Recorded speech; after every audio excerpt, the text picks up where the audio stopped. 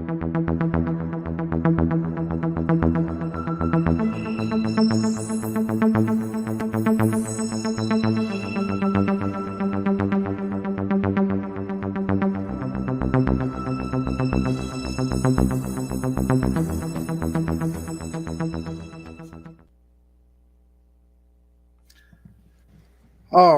right. It is Tuesday night. It means another episode of the Big Three podcast. Hopefully, everybody's enjoying their night. There's a lot going on in sports. I mean, it's a nice period we're in. We got baseball going. I mean, college basketball just ended. Just one tier for that. Love college basketball season. Mm-hmm. But Masters week, basketball still going. Final week of the season, getting ready for playoffs. I mean, XFL still going. I think USFL's pretty soon. UFC, WWE, like there's too much going on. But we're here again to kind of break down the more important parts for you guys. But before we get into everything, I mean, start with how's it going, Jake? How you doing? I'm doing great. Just excited to be here. It's been a wonderful day, wonderful weather out here, and just super excited for another episode. Yeah. Dylan, how are you? Well, I can't say the same thing for the weather. It's been pretty rainy and muggy here all day. But overall than that, I mean, yeah, it's been pretty well. I mean, college basketball is my thing, and I love it. And, seeing the season end, it sucks. Seeing Jim Nance leave sucks. I definitely was one of those people when he was saying his final goodbye. I was like, man, it's just not going to feel the same without him announcing some of these games. But overall, I mean, I'm doing good, getting ready for this NFL draft. I'm excited for that. Big UFC event this weekend as well, too. One of my favorite fighters will be fighting. Two of my favorite fighters will be fighting. So very excited on that end. But overall, I mean, excited getting into baseball. So how about you, Kyle? How you doing?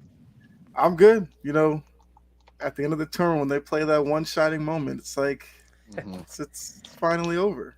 As cheesy as that song is, it still hits hard, and I think we should pour one out after the episode for Jim Nance for a career well done, because it's sad to see him go, because he was been the voice of college basketball for all of us. Yeah, like literally Selection Sunday, I just wait to hear his name on this countdown show. I hope no matter what, he'll have some facet where he'll be there. Just don't know how, but just some way. Yeah. Maybe just to give a rub. Yeah, just to give a rub to the next guys to usher in maybe on Selection Sunday, and then we all can kind of get better acquainted to the new voice for college basketball moving forward. Yeah, absolutely. Well, I mean, since we're starting with Jim Nance, why not just go ahead and talk about UConn finishing the job, coming to the tournament where they a 3 seed. I feel like some people were kind of throwing them out there as like a sleeper. They were a 4 seed. 4 seed. Okay, I knew like 3 or 4, but they were a team that a lot of people were kind of thrown out there as like a sleeper to make a run to a title. But then as the tournament started going, it was like, this team's pretty good. Get to the Final Four, it's like this team's kind of dominant. And then last night we just saw the brilliance that this UConn team was. They beat you inside, outside. Defensively, they're pretty sound. And for San Diego State, that's a really good defensive team. It's like they just didn't know what to do with that UConn offense. And then on their own end, they had their own struggles offensively. But start with you, Dylan. Thoughts on the game last night? And I know you were pulling for San Diego State. I was. Yes. I mean, if not many people know, I didn't have a dog in this tournament. I'm being an Oklahoma fan, and then I partly cheer for North Carolina if they're in it. But I didn't have a dog in this fight. So I was like, you know what? My favorite non-Power 5 team is San Diego State. They were in the tournament as a 5 seed. They had a great tournament. So I was like, that's the team I'm going to pick. That's the team that's going to win it all this year. And for them to make it all the way to the championship and be pretty close to winning it was great. Overall, I thought it was a good game. I mean, everything we thought about UConn heading into the tournament is exactly what they were, and they just showed it on a bigger stage. I mean, going into that Big East tournament, UConn was one of those teams that they weren't even the top seed in their conference tournament, mind you. So when they went on to win it in the fashion that they did, I was like, man, this UConn team is going to be scary. They're probably going to be Final Four bound. And just to see how they just beat teams week by week, well, day by day, I should say, in the tournament was just crazy. I'm not surprised that they won it. I mean, when we got down to that Elite 8 point, I was like, man, this is UConn's to lose. And then when we got to the Final Four, I was like, this is definitely UConn's to lose. And they won it. So, I mean, they didn't, give San Diego State the first championship of program history, but it's okay. It's okay. Overall, though, it was a great game. San Diego State tried to come back in spurts, but it just seemed like UConn got out in front very late into that first half, and it just seemed like San Diego State kept trying to claw back, but it was just too far of a lead. This UConn, that team was very well coached, very well experienced, and just when they had that lead, it's hard to definitely come back from something like that. They just played right. They didn't give it away. Just good basketball all around. I was excited. It was a really good tournament. A lot of upsets, a lot of crazy things happened in it. So overall, I was very happy about the tournament. Yeah. Jake, what do you think about the game, UConn's dominance through the tournament? Yeah. What do you think? I mean, it was a great game. It really showcased that UConn, like Dylan said, that it was their tournament to lose. I felt like as I watched the tournament progress, they looked dominant every single game. I think they won every single game in the tournament by double-digit points, which is really impressive. Once they got past, I think it was Gonzaga in the Elite Eight, I was like, this is it. If I'm going to bet money, it'd be on UConn. Gonzaga was kind of the team I was thinking maybe with lower expectations, they would sneak in. And the tournament kind of unfolding into pure chaos like it did. It was like, this is just perfect for UConn to go through. They looked fantastic. They got to that lead and just kind of played their game better than what San Diego State did. I want to give San Diego State a ton of credit. Typically, Mountain West Conference teams don't do very good in the tournament. It's been pretty, I grew up out with a lot of schools nearby before that were in the Mountain West Conference. They typically don't do well. That was a really great showing. Didn't have a dog in the fight. I just wanted a good game, and that's what I got. And they've won their 5th national championship, which is pretty impressive. And if you look, they've won the most championships in college basketball since 1999. When they won their first one in 99, and they won 5 total, they have the most. Like I just went through it like by a good margin. I think the next closest is 3, with I think it's either Duke or UNC has 3. Villanova has 2. No one really talks about UConn as being this huge power, but yet the past, I guess it'd be 25 years, they've won 5 national championships. That's time to start talking about them as being the true blue blood in college basketball. Yeah, I think a lot of what that has to do with UConn, it's like their seasons are very hit or miss. It's like with UConn, it's like they'll either do really well or they'll be really bad. Like, let's not forget the coach of UConn, like his first 2 seasons. I'm pretty sure was it his first or his first 2 seasons there? Like, he didn't go above 500. So it's not like he was being grandfathered into this Lamborghini of a UConn team. He had to work to get him to where they're at right now. And obviously that work paid off. Yeah, absolutely. Brett chiming in. Thanks for tuning in, Brett. UConn won me some free merch. Yes, we know, Brett. You won the tournament challenge. Tournament challenge, yes. I'm by a good margin too, because you were the only one who picked UConn. Like that's literally what it came down to, which he just had UConn as the championship pick, and that's what won it for him. Yeah. And then Anthony, appreciate you tuning in as well. Gonzaga's the Cowboys to the NCAA. I mean, yeah, they were that first non-major Power 5 conference team that everybody fell in love with. But they've had their recent run of really good teams that just fell short. And looking at San Diego State, they made the title game as well. They fell short. I do got to wonder, like, will Gonzaga ever push through and finally get one? For the amount of talent they've had go through there since they've kind of bust out onto the main stage, it's like you kind of thought they would have won one by now. They've been close some years. Other years they've faltered pretty early. But I don't know if I'd go Cowboys at the NCAA yet. I mean, Gonzaga got to a national championship game. I mean, Cowboys haven't been to a Super Bowl or NFC championship game since, 95? So give Gonzaga a little credit. Do they disappoint? Yeah. But, I mean, give them a little credit. I mean, I think what really hurts Gonzaga a lot is they do get good out-of-conference games, but it's just like those conference games that they play. It's like they go on a stretch of outside of St. Mary's, they go on a stretch where they're not playing the top tier talent, and then it's like here you go from your conference tournament where probably the only tough game you're playing again is St. Mary's, a team that you've seen 2 other times in the season, to going to play some of the elite. So I think that has to do with Gonzaga just not playing top talent, like for the Big 12, for example, or even like the SEC, where they had literally like 9-10 teams make the tournament. Yeah, you definitely get more lax when you're just beating teams. You have 2 tough games, 3 tough games.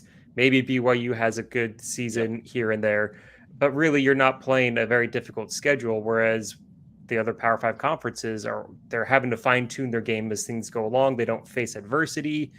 Whereas Gonzaga's just like, yeah, we're good, and you're not tuned up, you're not sharp like you could be, and then you go into the tournament and anything can happen in those games, and it's just, I think that's a great point made by Dylan. Yeah, and if I'm going to think about it, Cowboys of the NCAA, I'd probably go like Notre Dame football, because Notre Dame football is pretty big in terms of prestige and all that. It's been a while since they won them. There's tons of fans, but they just can't get there. Right. So I wouldn't say Gonzaga's there yet. But now looking at, what you brought up with, we're seeing recently non-traditional powerhouse teams in these tournaments are doing well each year. I mean, we saw Princeton do well this year. I mean, FAU, FDU, a lot of these smaller schools are really making their name in the tournament. So what do you think is maybe the biggest factor in that for these smaller schools? I think it's a lot to do with I don't think there's as massive as a talent gap anymore. It's like before it was like big name talents or really good talents would go to these schools. And it's like, well, a lot of people are really talented now. Like a lot of these players are growing up in an age where basketball's on all the time. Like everyone wants to be big sports players, where it probably was as early, in the 2000s, the 1990s and things like that, but it's being centralized more due to social media and different things like that. And so these are all these kids see is training videos, do this, do that, do this, do that, do that, having so many opportunities just to up their game, be better players, be better teammates, rather than what they would have had a long time ago. And I think a lot of these people, Jim Nantz said it best. Remember, these guys have their own stories to tell. It just matters how it gets told. I mean, all of these guys come from somewhere. All of these guys put in as much work as some of the others at Alabama compared to FDU, Some of these dudes did the same exact thing. So I think it's just, they take their moment. It's all about mentality at the end of the day. And if this team believed they could win, they're going to do it. So I just think it's just mentality, and I don't think we have as big of a talent gap as what we did anymore. Yeah. Jake, you want to chime in? I mean, that's a great point. The talent gap has definitely shrunk. And I think a lot of that has to do with just the access of information and data that we have, where, like Dylan said, it's so much easier to go on YouTube or get paid training regimens as opposed to, I'll date myself, growing up in the 90s and early 2000s, you didn't have as much access to that information. You had, if you were in a small part of the country, you just kind of played basketball for 3 months with your high school team, and that was kind of it. Where these guys are more AAU, there's way more things like that. And also I think a thing that really does help is a lot of these tournament teams, they stick together for multiple years, whereas the blue bloods see more one and done, two and done. And so when you get better chemistry, you get better interactions, teams know where people are going to be cutting, where they're going to be switching, how they're going to rotate, better relationships with coaches. And I think that matters in a sudden death tournament where the talent pool shrinks, everyone has access to the same information, and sometimes these players just know how to play better with each other than the talent that they're facing that might be full of freshmen and sophomores. Yeah. So Anthony throws out an interesting question. Should they expand the March Madness bracket? I mean, if you're going to expand from 68, you're probably looking at 96? I don't know what the next number would be. I personally don't think so. I like the bracket size now. The only thing I would maybe flirt with the idea is instead of having 2 11 seed play-in games, have 4, make it more interesting in that sense would be the only thing I would be all for. Is just who's the first 4 in, first 4 out. It's always debated. If you upgraded it a little bit, you probably wouldn't have as much then, and have them all play in for their spots. If they win it, then they truly deserve to be there. Okay. That's the only thing I would probably change. Yeah, I agree. I'll keep it short. They don't need to expand it. I remember when it was 64 or 65 because they had one playing tournament, and I was like, that's fine. Don't need to expand it. They went to 68. It seems to work. You could add in the other 2, like Dylan said. Other than that, if you're expanding more, the math for how you expand a playoff tree, I just feel like we're not going to get as many quality matches. Yeah. There's always going to be a debate about who was the first one left off. Oh, so-and-so was robbed. It's always going to be that, whether you have a tournament of 32, 64, or 256. Like there's always going to be some team that feels robbed. I just feel like this is the perfect number. I feel like there's enough games that last just long enough for the amount of weeks that we get that it's perfect. We don't they're already raking in billions of dollars. It's not like they're hurting for money for this tournament. Like they're good. They're fine. All right. Anthony, since you threw the question out there, I mean, you can let us know if you would like to see an expanded, and if so, how much would you expand the bracket by? But I kind of agree. I think 68 seems like a good spot. I mean, if you're throwing out like I said, 96, I think would probably be the next number. Thinking off the top of my head really quickly. I mean, you definitely get more smaller schools in, which I guess that might bring some excitement. But yeah, I think 68 is fine. But now looking at the other side, the women's bracket, we had LSU, Iowa playing in their college championship. No South Carolina, no UConn. So we got LSU, Iowa. Most people aren't even talking about the game necessarily. They're talking about towards the end of the game, the Angel Reese, Caitlin Clark interaction, I guess we'll call it. Talked about this on Cheap Seats last night, but I do want to hear what you guys have to say. Trash talk. What are your thoughts on trash talk in general? Like, do you see it's okay to align? You all good with it? So what do you think about trash talk first before we go? I think it's basically like the golden rule. Treat others the way you want to be treated. If you bring up a specific thing, you can't get upset if I bring that up. If you talk this way to me, you can't be upset if I talk that way back to you. And I just think, it depends. It's always the heat of the moment. As long as you're not really taking personally, I don't think you take any jabs at like people's families, anything along those sorts, race, religion, none of that. But if it's just all in the heat of the moment and it's an actually good game, there's nothing offensive, nothing rude, nothing really too bad with it. It's just simple trash talk or simple taunting. I don't hate it. If the person does make it known like they're not about that and they were like, don't do that to me, and then you still do it, then to each their own. But regardless, I'm fine with it as long as it's not too excessive. Yeah, Jake. I'll agree with Dylan. Like, there's only a few things you can't cross. Like, you don't want to bring up race, don't want to bring up religion, don't bring up trying to avoid someone's mom, dead family members, and then you're good. Like, you do those things. I like when there's trash talking, and if someone's trash talking and you don't like it, just don't trash talk back. And if you're playing well, it's going to piss off the other player. Like Gary Payton has said for itself. Yeah, Gary Payton said multiple times how he hated playing John Stockton, and one of the reasons is he would trash talk Stockton over and over and over, and John's just like giving him the silent treatment, like he's ignoring him, and he's like, "What the f is this? Like, come on, man!" And it got in his head, so you can totally twist it around. As far as the taunting goes, I think the big deal is with like the "you don't see me" deal, where Caitlin Clark did it against South Carolina.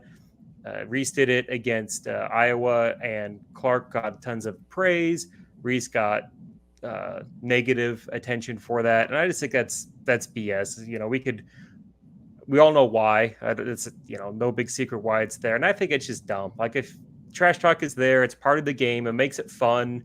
It adds flavor to the game. It adds personality to the game. It allows us as viewers to really get a feel for the intensity of the moment, the intensity of the player, and like, as long as you're not like flipping off the crowd and the F-bombs aren't being picked up by live mics, like, I don't care. Like, it makes it fun. I don't see why one person's being labeled as being cool and innovative for it, and another person's being labeled as trashy. Like, it's just, yeah. I thought it worked. My bad. No, go ahead. My biggest thing is that with it too, if that was Draymond Green and Dylan Brooks, people would be going, yeah, let's go, let's see this. And it's just a little crazy that since it's like in a women's college basketball tournament, everyone's like, that's so classless, that's so this, that's so that. Like, we literally see people punch each other in the face in the NBA, and we're like, yeah, give me more of that. Like, I'm confused. The biggest thing is it's making the sport interesting.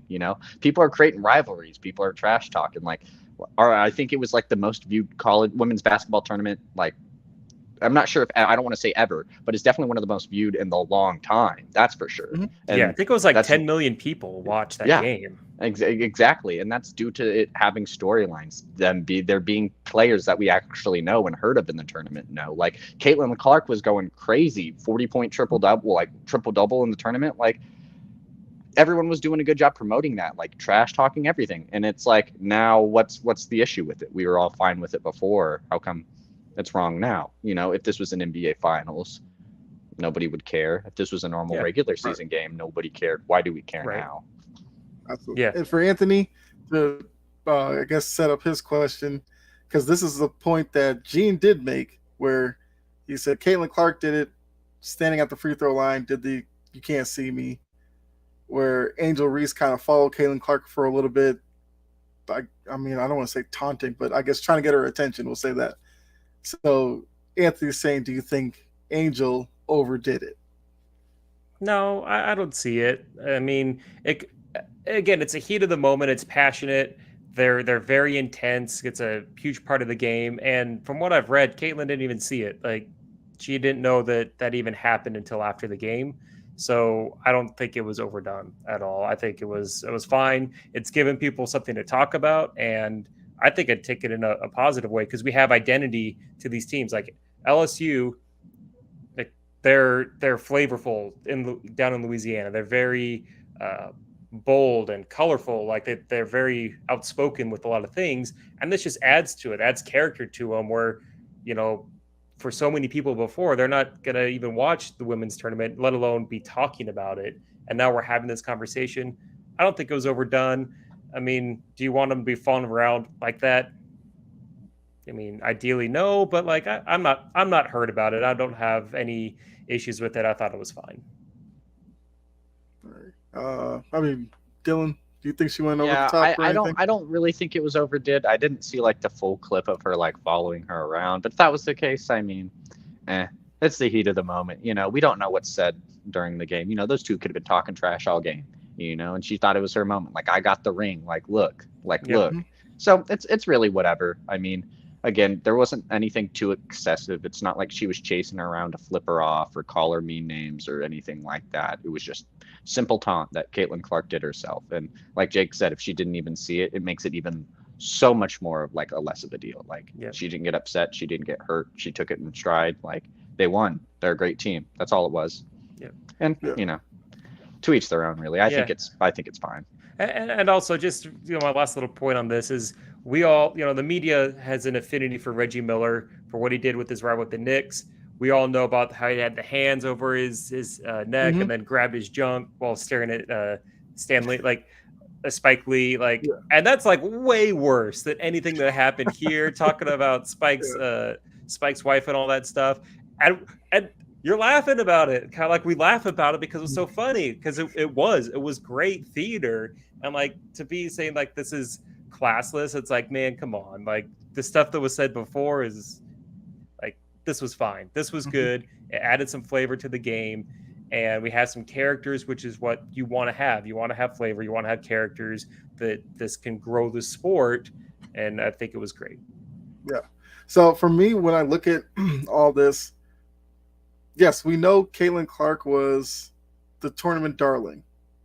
This whole tournament was kind of made about her and her coming onto the scene, the 3-point shooting, the high scoring games. I feel like a lot of people were looking at it like, okay, this is Iowa's time to shine. Then here comes LSU, which I think the Kim Mulkey angle to it does add to it, because, her Baylor teams were tough. A lot of times they rub some college basketball fans the wrong way. She's brought the same attitude to LSU. She had the stuff with Brittany Griner during the Brittany Griner stuff, so a lot of people got turned up by that as well. So I almost think Angel's kind of being attached to the Kim Mulkey hate and looking at it as, oh, this is what Kim Mulkey's made her team. This is what she's doing with the team. And it will always be that way. Right. So that part of it, whatever. Now, reading the stuff about, Caitlin being brought up right as opposed to Angel being classless, that's clearly way over the line. It's two competitors out there on the court. instant reaction. That's what she thought to do. Look at the Yep. NBA. Point at the ring. Seen Steph do it. So maybe Angel Clay Reese literally Steph did it on the bench the other day. He was literally Right. like going, exactly, like counting how many rings he has. Like, Yep. yeah. And I think another part of this is those, I guess, traditional women's basketball fans that view their game as like the natural way to play. The pure way to play it. Yep. Yeah, the bounce pass, the backdoor cut, the layup at the rim. Whereas the men's game is oh, we're here for just highlights. We're just dunking. We're shooting deep threes. And now we're seeing the trash talk coming into the women's game, which to the women's fans is like, that's a men's thing. We don't do that in our game. We respect each other, blah, blah, blah. It's like, look, if you step onto a basketball court, there's going to be trash talk. I don't care where you are. You could be in your backyard playing against your dad. You'll trash talk them. Go to LA Fitness. They trash talk each other. So naturally, at some point, it was going to make its way to the women's game. Like, people need to slow down. It's not the end of the game. Women's basketball will be here next season. And now people are going to be looking at this who probably don't even watch women's basketball and will be like, I wonder if LSU plays Iowa next year. Do they play in the regular season? Oh, we got to wait till the tournament? All right, when the tournament comes around, if they don't watch regular season, they'll be like, I'll tune in for that. See if they run into each other. See what happens if, Angel and Caitlin Clark get on the court again. What happens there? So I think it's bringing good attention to the game, even though some people from the outside are trying to make it into this, worst thing they've ever seen type of event. And it's like those people need to quiet down a little bit, take a step back, don't hit send right away just to get clicks and all that. It's not that big of a deal. And Caitlin Clark's basically told us that since the incident. She's like, she doesn't get the backlash. The whole, Jill Biden saying Iowa come to the White House. She's like, runner-ups don't go to the White House. She said she has no beef with Angel Reese. That should be the end of the story. Yep. Congratulate LSU. Caitlin Clark's probably in the gym right now getting ready for next season because this is going to motivate her. Leave it at that. Yep. All the extra stuff, keep that out of it. Yep. And you made a really good point, Kyle, about how there's a media darling in Iowa, and so many people have naturally, I think, made LSU the villain out of this story. Whether it's right or like there was people just naturally kind of gravitate to those things, and the villain gets the win, and they do something that's dirty, dirty in parentheses, and they're upset about it, and it's not right. There's way too many racist tones being thrown in here that are just, it's not right for the game. This is good for women's basketball. People watching the game, getting 10 million views to watch women's basketball is a big deal. People talking about it, having flair, having character, because that's all it was for Angel. It's just she has flair, and that's what women's basketball needs, is flair and excitement. That's why the NCAA and men's basketball just in general is so much more popular, is we want flair. We don't have long attention spans anymore. We need things that we can kind of capture in bites. And with something like this, it's only going to help grow the game, because people are going to be watching. All these people that are hating on LSU, they're going to be waiting to say, okay, is the villain going to get their due? Are they going to lose? Are they going to be, when they win, are they going to be taunting? Are they going to be pointing at the ring? Are they going to do the "you don't see me"? It's going to create a lot of attention, which is good. I mean, Daniel, you say you care less about female sports. Yes, there's large sections of the population that feel the same way, and that's fine. I'm not saying you have to watch it or anything. No. But I also think that there are some people who feel the same way that have thrown opinions into this whole thing, not ever really watching either play or anything like that. I feel like those are the ones who, coming with their extreme point of view to it. That I feel like if you think like Daniel here, see the clip, move on, go watch something else. You don't have to comment on it. So, Daniel, like I said, you don't care about it. Like, I mean, I'm not going to hate you for that. That's cool. That's your opinion. No, teach their own. I just want to be entertained when I watch something, and that was it. It was an entertaining game. Like, I watched the highlights. It was good basketball. Yeah, absolutely. All right. That's kind of all I had for March Madness. Like we all said, the season's over, and now we got to wait till September for it to roll back around. Yep. I got one quick question for March Madness, just real quick. We could take like 30 seconds on it. This season, this tournament felt way more chaotic than normal with all the 1 seeds and 2 seeds losing. Do you prefer more chaos or more chalk in your tournament watching pleasure? Like, do you want to have some blue blood, some big teams in there, or do you just love pure chaos unfolding? It's rough. I like seeing the teams I dislike lose. So if they're a high seed, give me chaos. Especially in the tournament, bro. Yeah. I kind of like a mix. Like, I don't need all chalk all the way through. I like to see a Cinderella team or two make it through. Now, this year, I will say, it was entertaining, even though it was a lot of Cinderella teams that were there in the end. I don't know how I would feel if we, like, one year we get to the Final Four and it's like a 10 seed, a 12, a 9, and a 13.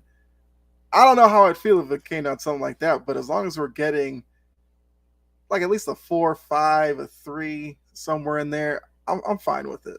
I like a good mixture of, Yeah, I think it's kind of a cop-out answer, but a mixture is good. The chaos, I feel like the best way to describe it is chaos in the first 2 or 3 rounds, and then the 1 through 4 seeds kind of wiggle their way through to the Final Four is the best way to do it. But, you get lots of memorable moments. Everyone still remembers George Mason in 2000, I think it was 2004 or 2005, making it to the Final Four. Those moments are really cool. The only thing you worry about is with all the big teams out, does that affect viewership? Does that affect the game that we see? But the chaos in the early rounds is one of the best parts of March Madness for me. I mean, that's the biggest draw. That crazy thing with that George Mason coach, I think he was the coach of FAU too, wasn't he? I'm not sure, but you might be right. I'm pretty sure he is too, so that makes it even better. That's really cool. Or is he the Miami coach? Oh, he could be the Miami coach. I'm not sure. You could be right. I don't know. I know he coached a Final Four team in Florida. Yeah, because I think it was Larinaga. I think he was the coach of George Mason.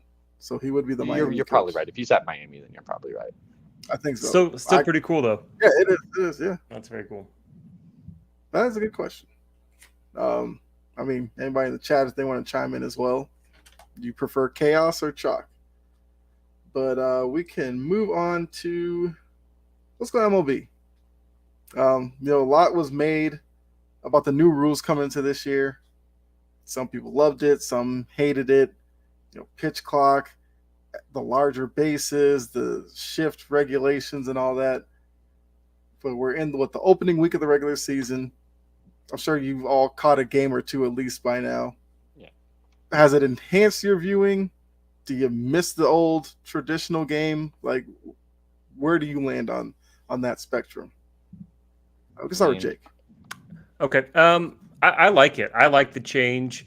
I've watched half of one game, and then I've done listening just to the radio play-by-play for 2 other games, and I like it. It's more exciting. There's less dead time, especially if you're watching on TV.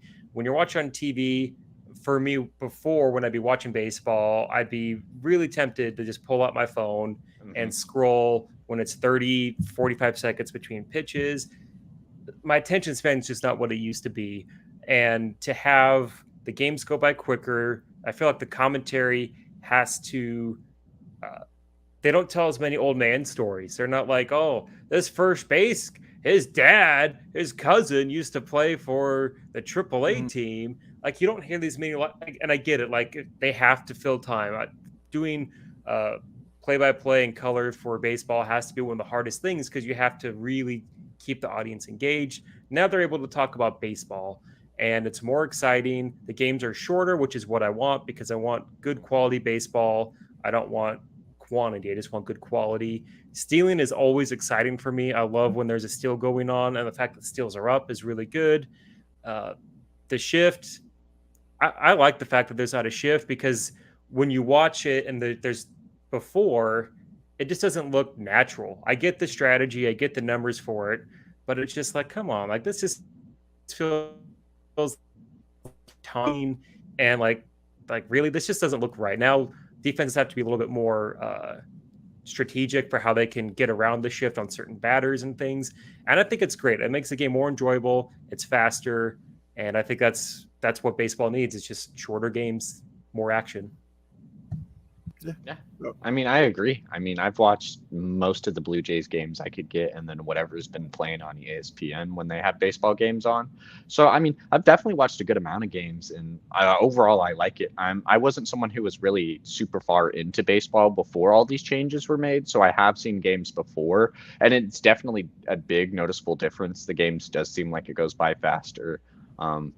Yeah, I mean, overall, I'd like it. It's really making the game a lot more enjoyable. Like this is definitely I'm like 6-7 games in. It's definitely the most I've watched in a season. So yeah, it's very interesting. So I like it. Yeah. What about Anthony you, Kyle? Go ahead. Let's go with Anthony's comment here before I chime in. Pitch clock is good. Just add some more seconds. I think that was kind of kicked around towards the end of spring training where somebody brought up, should they add like a few more seconds here or there? I mean, I kind of like it where it is, but if they added like 5 seconds, I mean, it wouldn't necessarily kill everything. But for me, I've enjoyed it as well. You know, as a Red Sox fan, they signed Kenley Jansen. Everybody was worried about him because he was one of the slower pitchers last year. Oddly enough, he's turned into one of the quickest pitchers this year. So if a guy like that could make that freak of a change in 1 year, it's not that big of a deal. I mean, because I remember him with the Dodgers. He used to like get set, take a little while, and throw. Now it's just one fluid motion with him. And he pitched I think yesterday or the day before.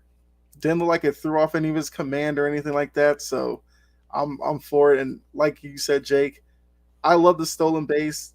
The game was going to a point where it was almost frowned upon to steal bases because you didn't want to run into outs because lineups were being built to hit home runs. Doubles, don't care. Triples, we don't care about that. Get us a home run and we're good. Now you're going to see more small ball come into play. I love that. Tampa Bay made it cool when they were that small little engine that made its way up the hill playing small ball against the big boys. And now we're seeing, Red Sox do it where we'll see, like Dodgers or something, bunt across or something like that. And I think for the traditionalists, they should love that, which I don't understand why they fought this in the beginning. But like literally you go back like 30, 40 years, games took like 2.5 hours. And we're getting back to that. I think the average was like might be around 230, 245. Well, no, it's probably less than that. Probably like 230, 220. Like that's fine with me. I don't care. Yeah, that's great. Yeah. Save about 25 minutes and you get more excitement. Stolen bases, like especially if you're live at the ballpark and you see a stolen base, everybody stands up when the guy starts going from first to second. It's exciting, and that's what you want. You want to engage. The best way I can describe my viewing change with baseball is if a few years ago people would say, well, how do you watch baseball? What's your stance on it? And I'd say, what I like about baseball is a Sunday afternoon. I'll lay on my couch. I'll have a comfy blanket. I'll put a game on and I'll fall asleep, but the sound's kind of there and it's nice. Now, if I'm watching a game, it's much harder to fall asleep because the action is going continually. There's more and more stuff going on, more action per second that's there. And that's what baseball needs. Yeah, I completely agree. All right, so the next thing I had was the Hunter Renfroe play. Only because when I saw it, I was like, just had to at least bring it up because we talked about this before the show, but the fact that he was headed towards center field, it looked like he was going to overrun the ball, but then just kind of threw his hand up and the ball lands in his glove. I mean, for a guy like Hunter Renfroe, he's not known as like a defensive stalwart or anything like that. Like if Shohei was out in the field and he did that, he'd be like, or Mike Trout. If Mike Trout did it, he'd be like, that's just Mike Trout. He's just great. But for Hunter Renfroe, and then as casual as he made the play, for the first, 3-4 games that most of these teams have played, that was probably the best play I've seen outside of the Adam Duvall walk-off. As a Red Sox fan, I mean, that was pretty big to me. But, Renfroe was a former Red Sox. I got to give him credit for that. But were there any other plays outside the Renfroe run that you guys saw that might have made you sit up in your seat a little bit higher or something like that? Or if you want to talk about the Renfro run, I mean, that's fine too. I mean, the Renfro one was great as far as like a defensive. That's the best defensive play I've seen, and it's just great. He looked like he lost it in the air, overran it, and then just stuck his hand up, caught it. It was pretty cool. For me, Bryce Strang for the Brewers hit a grand slam against the Mets. I think it was 2 days ago. His first home run. It was against the Brewers. I think it was their opening game. That was really cool. He's a really good young infielder prospect. I really like the guy as a Brewers fan. That was really cool.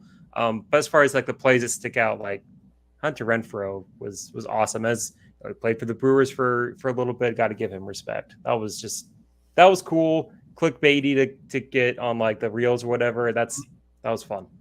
Yeah. I'm not sure if there's any plays that stick out. I do need to go see that Renfro play because I haven't seen it, so I definitely need to watch that when we get off. But overall, I mean, it's more just trying to just take in all of baseball, trying to learn these people's names, trying to learn what they're about and everything. Yeah. I do think some of the younger guys have been having good seasons, like some of the second-year players, like Adley Rutschman's been playing really well this season so far. That's a crazy team to look out for. But I'm really just interested in looking into who these players are because this is like my first full-blown year of like, let's do baseball. Mm-hmm. Okay, that's cool. Who's your team again, Dylan? I'm a Blue Jays fan. Blue Jays fan. You know, I almost picked them when I was a couple years ago and I was looking for a team. I was like, the Blue Jays are pretty freaking cool. So that's fun. They have a nice ballpark. I like the hotel in center field. I mean, it's nice little quirk to their field. Anthony says, before the show is over, I have an NFL draft hot take. We would love to hear it. I like talking about the draft. Yeah, we the three of us love the draft, so make sure to throw that hot take in there. I guess for Jordan, since I didn't even think I mentioned this, but Jordan is not with us this week. He will be back next week. But I guess Jordan this will be the moment he'd be like, well, Aaron Judge hit his first home run. Judge stand up. All rise. Yeah, all rise, whatever. Yeah. There we go. That's how you even when he's not here, we still throw shade at him. Yeah. We have to get it out. Talk for half a second. There we go. All right. I mean, let's move on. Lakers talk. I mean, let's move to the NBA. If there's a moment, we'll throw in the Lakers talk just to throw it in his face that we talked Lakers when he wasn't here. D'Angelo Russell's out for today's game. There we go. We talk Lakers. There we go. Lakers talk right after Yankees talk. The NBA, biggest news was CBA. I believe the CBA was the current one was good to the end of next year, then possible lockout. But, the NBA, the Players Association, made it obvious they were going to get a deal done, and that's what they did. So now it's another 7-year deal. I believe the opt-out is after 6 years. That's still way down the line. The first question I have is, looking at the major sports, the NBA and their Players Association, do they have the best relationship out of the other major sports in America? Is it even close? It's not even close. It's the best one. Yeah.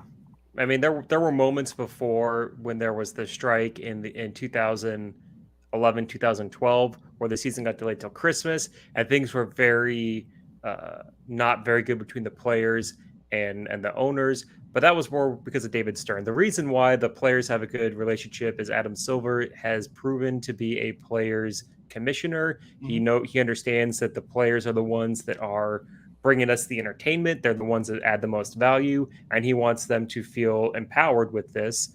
You look at baseball, a lot of us were looking, we may not even have a baseball season last year because of the strike. And we know that the football, they're never going to get along. The guaranteed contracts, players are always going to be complaining about safety, while owners are trying to add more games, shorter rest in between, more travel. There's just so much more union between them that it's actually kind of refreshing to have a players association and a bunch of owners be mostly on the same page with about everything that's there, because every other sport just seems to be completely not in the same stratosphere as the NBA. Yeah, I'll have to agree on that. Like what Jake said, it's refreshing. I mean, it seems like the NBA, when they don't get what they want, they'll let it be known, and they won't take no for an answer until they think a change that they really needs to be implemented. Like You don't see that with other sports. Outside of baseball, they did almost have their lockout. Things did ended up being worked out, but it was like the commissioner there's been hated for a reason. It's because he's not a player's first type of guy. And it's like they keep putting people like this in office. I'm not sure if the same could be said for Roger Goodell. He's just, I think, in just a weird position with it being football.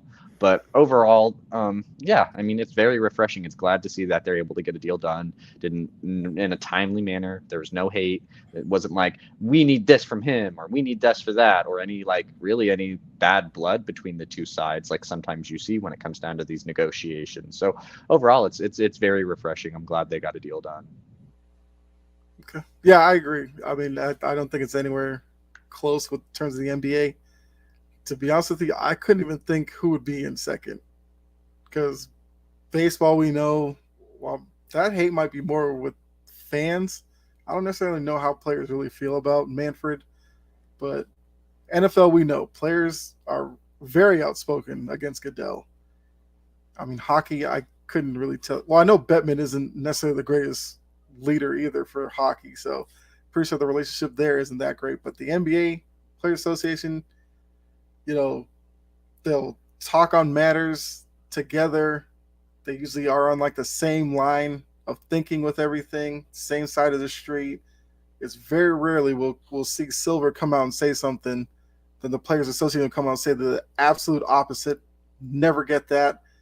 Now, maybe some people will say that relationship the players might be taking it too far with load management and all that happening right under Silver's nose, the Morant stuff, the who was the recent one?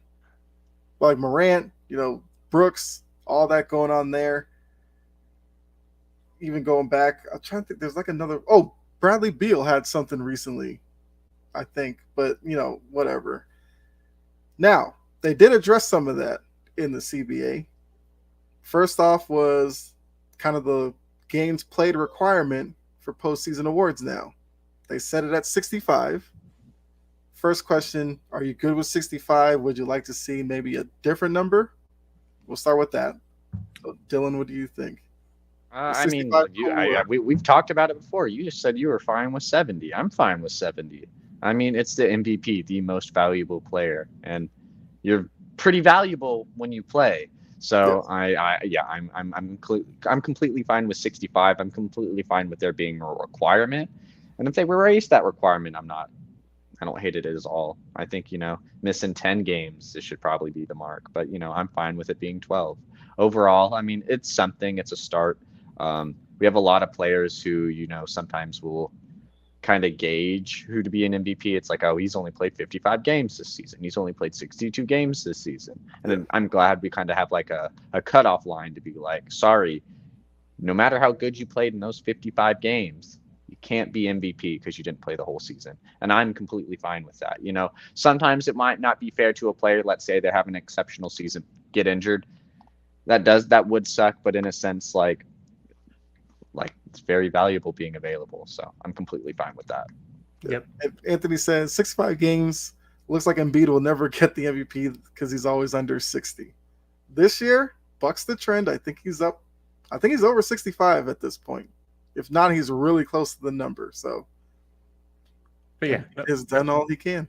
Yeah, no, 65 is a good number. You do the math, it's basically you're playing 80% of the games. That allows for small injuries that happen here and there. A couple, if there's a really bad bunch of games grouped together, you need one day off or whatever. That's fine. The lowest I could possibly see it going to be like 63 or 62. Like you can't go below 60 at the very minimum. And like Dylan said, the best thing about this is the voters for all these awards, which are very important. They matter for contracts, they matter for Hall of Fame, for perception. They all have their different rules. Like Bill Simmons has kind of this rule in place for guys have to play a certain amount of games. And some people don't. They're just like, I don't care if LeBron only played 50 games. He's still going to be an all-NBA player because of his talent. Now there's a rule. There's guidelines. We have to follow those. And it gives incentives to players to play more because they want that contract. I mean, look what Bradley Beal has done financially for his life. He does not deserve that $250 million contract, but he made I think it was an all NBA team, qualified for it, took the max. Good for him. He made his money. If he didn't play the games, if he played 62 games in that season that he made it, he'd be looking at a much worse financial situation. So it does incentivize the players to play, and that's great. And now we can there's no debate anymore about games played, which is the best part. Okay. Yeah, that's good. Well, Dylan, I mean, you did say I have been on here like 65, whatever. I said 70 would be fine with me. As long as there was a strict guideline, I'm good with it. Because now when the voting comes out, if there's a name that's not on the list, we could be like, look, they didn't play 65 games. They didn't qualify. I don't care how great you think they are. They didn't meet the requirements. They don't get votes. Fine. Let's move on. Another provision that was in the CBA, the one and done rule, looks like it's here to stay, at least for, I guess, the next 7 years. Because we know a lot of the players are pushing against that, like, do we really need the one and done? Even though now we're seeing kind of players working their way around that. Instead of going to college, they'll do a year in the G League, they'll do a year overseas, enter the draft. Okay, we're seeing players adapt to it. Now, question would be, do you think the one and done should go away? And if you feel like you're ready coming out of high school, should the NBA, I guess, disqualify you from entering the NBA draft because you didn't do the 1 year out of high school? Start with Dylan on this one. So, I mean, we've talked about this before, but basically how I feel about it is I'm completely fine with it. I'm completely fine with it, believing that, high school is different than the G League. High school is different than college. High school is different than the NBA. Like, I'm sorry, you're not getting the same, even in college, you're not getting the same experience like you're getting in high school basketball, regardless of your AAU tournaments, regardless of how you got to the point where you were at. You're an adult now, you don't have, your parents aren't driving you to the games, nothing like that. You're on your own with your own adult decisions, your own adult money. Let's see how you do somewhere else for a year. Let's see if you're good in college. Let's see if you're good in the G League. Because you made up a good point when we talked about this. For every LeBron and Kobe, there's so many stars that could make it out of high school for so many reasons. And I think just now it's better for them to just take a year off. That's why you have overseas if you don't want to go to college. That's why you have the G League if you don't want to college. If you don't want to do those things and you want to go to college, look, there's college. So there's so many options that they can avoid having to go to school if that's their biggest issues. But there should be something you should do just to make us see like, hey, like you're ready, you're prepared, you've played against, a higher tier talent, because I'm sorry, not all the high school kids you're playing are the dudes you'd be playing overseas or the dudes you'd be playing in the G League or the dudes you'd be playing in college. So let me say how you do against I guess you'd call that a next step up of competition first. And if you do well there, that's why you only have 1 year there. If other teams think you're going to do better on the NBA level, we got to see a year of that rather than, he's a very raw talent, all he did most of his days was, basketball and then algebra 2. So who knows? I'm all for it, though. Keep it in place. Yeah, Jake?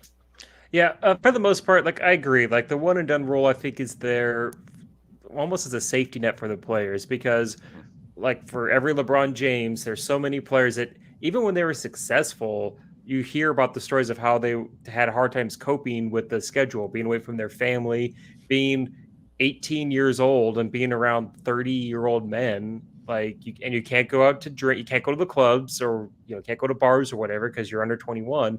There are so many things that make life like that really difficult, especially if you're living on the East Coast, you get drafted to a team like Portland, for example, that's super completely other side of the country.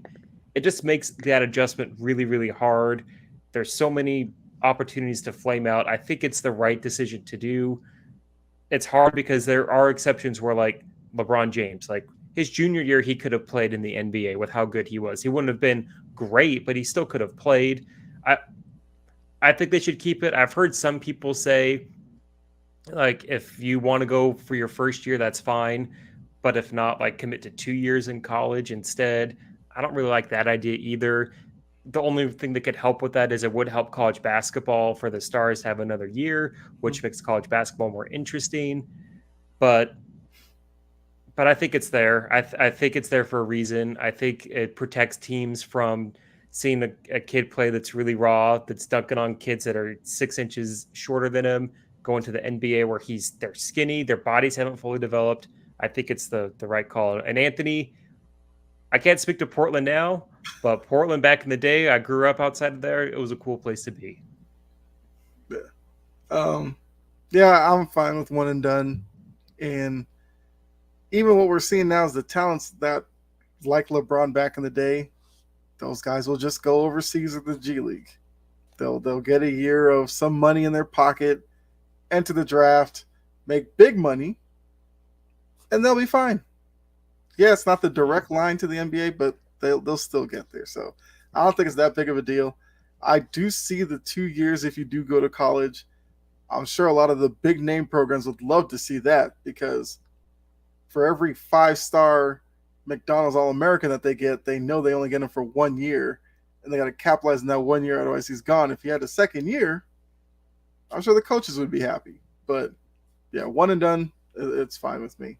And it is really cool, just real quick, that players that coming out of high school, they have more opportunities now than they did 10 years ago. Yes. NIL's so big in this. NIL is huge there for them to get their money. They could go overseas. They could just go straight to the G League. Because some people, they're like, man, like, school doesn't work for me. Not everyone's built for college life, but they're like, I have this great opportunity to make money for me and my family. I'm going to go to the G League and play and get that kind of experience and then get scouted for that. It's great that they have that opportunity now, as opposed to 10 years ago where playing overseas was, you just didn't do it. There was one guy that did it. His name, Brandon Jennings, did it. He was the big guy that did it, and no one really ever talked about it. It's cool that it's more mainstream and accepted.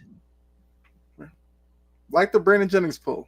I was a big Brandon Jennings fan when he first got into the league, and then certain things happened. Didn't have the career I thought he would, but yeah. Started. He made like 57 points in like his 5th game of the year of his career, or something like that. That was nuts. Yeah. That was nuts. And then it just never got better. Really quickly, yeah. The last thing, which I think was the biggest thing with the CBA, the in-season tournament. Adam Silver's kind of talked about it for a couple of years now, but now we actually have it like on the books. It's happening. Get ready for it. Actually, let me get Anthony's comment in here before I miss it. If you get an NIL deal, you have to stay in college, or can you leave after that 1 year? It doesn't matter. It's probably just agreeance of whatever the deal is, because usually those NIL deals are usually with like another company or something. Mm-hmm. Yeah, I'm sure. I imagine even a lot of those are just like, hey, star on this ad for me and get this amount of money, or promote this on your social media and get this amount of money. I don't imagine they're like, we need you to do 7 commercials for us 3 times a year, blah, blah, blah. Right. And even with that, like, even if the guy goes to the NBA, they could still have that connection with that company. Exactly. Like if I have an NIL deal with Nike at like Colorado or something, I go to the NBA. It's not like that's not a reason for Nike to be like, oh, we're cutting you off. You go over there and do that. Nike would be like, okay, continue the connection. Let's see what we can do for you in the NBA. They said you're drafted first overall. Let's maybe review our contract offer. I could see for some like local universities, like a car dealership has a player that they sign. They maybe extended a second year. Maybe if they're not playing for them, they don't want to spend the money because they're not promoting players or trying to bring more people in. I would imagine that they know these guys are only going to play for 1 year, and they're only going to be paying 1 year's worth of NIL money to the person. There's nothing that would stop them in there because NIL is technically not attached to the NCAA eligibility. They're trying to keep them very separate. The NCAA is in that regard. Mm-hmm. Yeah. Well, so then back to what I was saying with the in-season tournament, it's now legitimately on the books. It's coming soon. The interesting part of it, though, is all 30 teams right now would be in the in-season tournament. Of course, that doesn't really work out evenly if you're looking at a World Cup type of tournament in the middle of the season. Because if you did 30 teams, try to do it even groups. If you did 8 groups, you'd have 2 extra spots. So now Silver also said expansion is inevitable, which I feel like that's the next step. We'll get 2 new cities. Boom, we'll get the in-season tournament right away, and now we're cooking. So first thing is, I mean, if we're looking at expansion, is it obviously Seattle and Vegas, or do you think there's another city in play? Man, Seattle, like, I'm not 100% sure on Vegas. It's obviously probably like 99% Vegas, but it has to be one in Seattle. Has to be one in Seattle. That is like the number one place people have been saying we need a basketball team back is Seattle. I mean, other than that, Vegas, obviously Vegas is going to have a big market. I mean, we saw the Raiders just go there. We're going to probably see the A's move there. So it's like they're going to slowly get everything. They just have the Aces there as well for WNBA. It's just a matter of time until they get an NBA team. It'll be easy to make money there, and it's Vegas. That's just another attraction. Yep, so. Vegas is great for bringing sports in, and Seattle has to have it. The fans want it. I grew up in the Pacific Northwest. The fans there are very loud. They're boisterous. They're supportive. They want their Sonics back. How they left Oklahoma City was bad on both sides. It makes all the sense. There's a lot of history there. Like where else would the team be besides like Seattle? Like they deserve a team. They're a huge market. Everyone's going to be cheering for Seattle. It'd be really cool. I think it'd be cool if Seattle's first game as an expansion team would be at home against Oklahoma City. That'd be kind of a fun little add in there just for the home crowd, just to be extra fiery. But Vegas makes a lot of sense. I haven't seen any other city that would make a lot of sense as far as for the NBA making a lot of money. Some people say Mexico City. I'm just not sure if the NBA wants to have a team in Mexico. And then like Vancouver, if you're going to go for that part of the country, Seattle would be the city over Vancouver. Mm-hmm. Agreed. Yeah. Vancouver was the only one I could think of because they're kind of in a Seattle situation. They used to have the Grizzlies moved, but I think Seattle's probably a top priority. You bring them back, bring back the Supersonic name. You could bring back the old jerseys and all that. Opening night, get Sean Kemp, get Gary Payton there. Nate McMillan. I mean, it's too obvious. So it'd be cool, and I bet you they do something like the first night there, like they retired Gary Payton's jersey because he's refused for it to be retired in Oklahoma City, and it'll just be a feel good moment for everybody. Yeah, and he went to go to Oregon State. He went to Oregon State for college. Yes. Yep. Yeah, so that area is really special to him. All right, so the next thing would be, now that we've established we're going to 32. What do you think about an in-season tournament? Are you a fan of it? Do you hate it? How are you lining up with the in-season tournament? I mean, overall, it just depends on what it's for. It just depends on what it's for at the end of the day. I mean, if we're just having a random in-season tournament, like I personally don't care. Just give me my regular season games and stuff like that. But overall, like, it has to mean something, Like what we were talking about is like, the winner of that tournament gets automatic home court advantage throughout the playoffs. Like they'll be treated as if they were the higher seed. That's something I would like for both sides, or however you want to do it. Do one for the West, do one for the East. Other than that, I really don't know. I just don't want it to be like a pointless tournament because it's like, well, we have the playoffs to show us real tournaments like that. So, I mean, it has to be for something. It has to have some sort of worth. I mean, seeing them playing a tournament is just seeing them playing a tournament. Yeah, I agree. Like that sounds really great. It'll definitely bring more excitement to it. There's still some unknowns to it. I know a lot of people were really unsure about the playing tournament. We're talking about tournaments that were added in. The playing tournament had a very clear objective and very clear stakes for what it was. And even like I was really iffy on the playing tournament the first year, and I love it. It's super exciting. It makes way more drama. It makes the regular season more exciting. As long as the in-season tournament has stakes, real stakes that matter, I'm all for it. I love the idea that Dylan just pitched, where maybe you have the East and the West grouping together, and the championship game is one team at the West, one team at the East, and those teams both get home court advantage throughout the finals. And then the win, if they both happen to meet each other, the winner would have the home court advantage. I think that'd be cool. It would really mean it would matter because that's what we want to see. We want to see basketball that matters. So if there's stakes to it, I'll obviously watch it. If not, it'll be cool, but it probably won't have any lasting impact. Mm-hmm. Well, okay, so for me, I look at it from a Premier League, a soccer point of view, because not just Premier League, actually MLS has in-season tournaments. It doesn't affect the regular season record-wise or anything like that. But where I think the NBA might look at it is when you look at MLS teams, EPL, English Premier League, they have their main squad. They play the regular season games mainly. There's a few guys who get in for a few moments here or there, but they kind of use the in-season tournament as a way to use maybe their young guy who's come up through their system but isn't fully ready to play in the starting 11. You throw him in one of the in-season tournaments, give him that experience, and see what he can do. If that's what happens with the NBA, LeBron's and those guys may not want to play in it. Completely understand. But I guess I'll use the Celtics as an example because I don't know the young guys on the Lakers. But like Tatum and Brown, they're not going to play in the in-season tournament. But you're going to give me J.D. Davis. You're going to give me Luke Cornett, whatever. Kabengele, I don't care. Sure, I'd watch it just to see how they would do in a tournament setting. Yes, I could watch the G League, but not everybody who plays in the G League is like NBA ready or even NBA bound.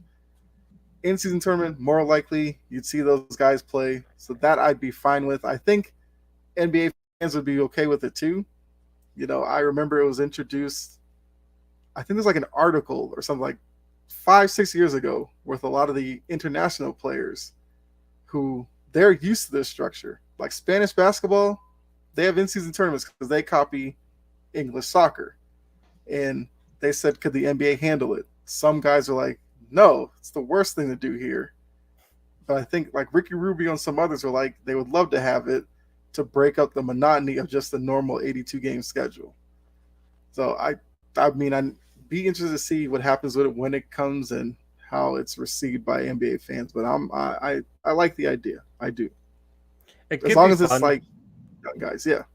Yeah, it could be fun. I like the idea that you pitched there, Kyle, where you have more younger players, more of your top level G League players go up there. You could expand the rosters for people that can dress for the tournament, because I know the NBA has a lot of rules about how many two-way players you can have on your roster at a time. You kind of just get rid of those rules and allow more people to get called up. You could build drama, excitement, kind of like what we see with preseason basketball, where we see young guys trying to make the team. There could be a lot of drama that could be added there.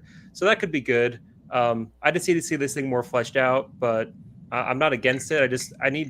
I've heard in-season tournament for so many years, and I haven't heard the format, what the goal of it all is. So I've just kind of been waiting all these years to see how it's going to flesh out. I'm sure they're going to make it work. I'm sure they're going to find ways to make it exciting, because Adam Silver's not going to do something the players don't want. And owners are going to be seeing a chance. The owners want to increase their money, so they're going to find a way to grab eyeballs. So it should work out. We just have to wait and see what the results are going to be. Yeah, I agree. And I guess the fact that the Players Association signed off on it, if it's in the CBA, whatever parameters they've been told, because I think reportedly all we know is kind of like, I guess it'd be like prize money for the champion, but we don't really know much of anything else.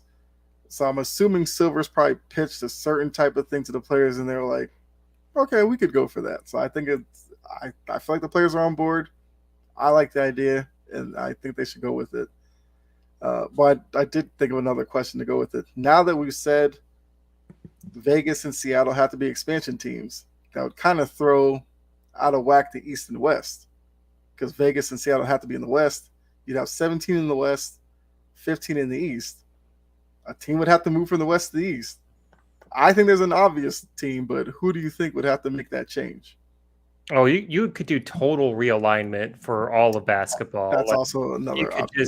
I didn't think about that. You could do all of it. I mean, the big one there's a few that stand out, but Memphis to me is the team that has to move to the Eastern Conference, because they're like, I live on the East Coast, and Memphis is not far from where I live.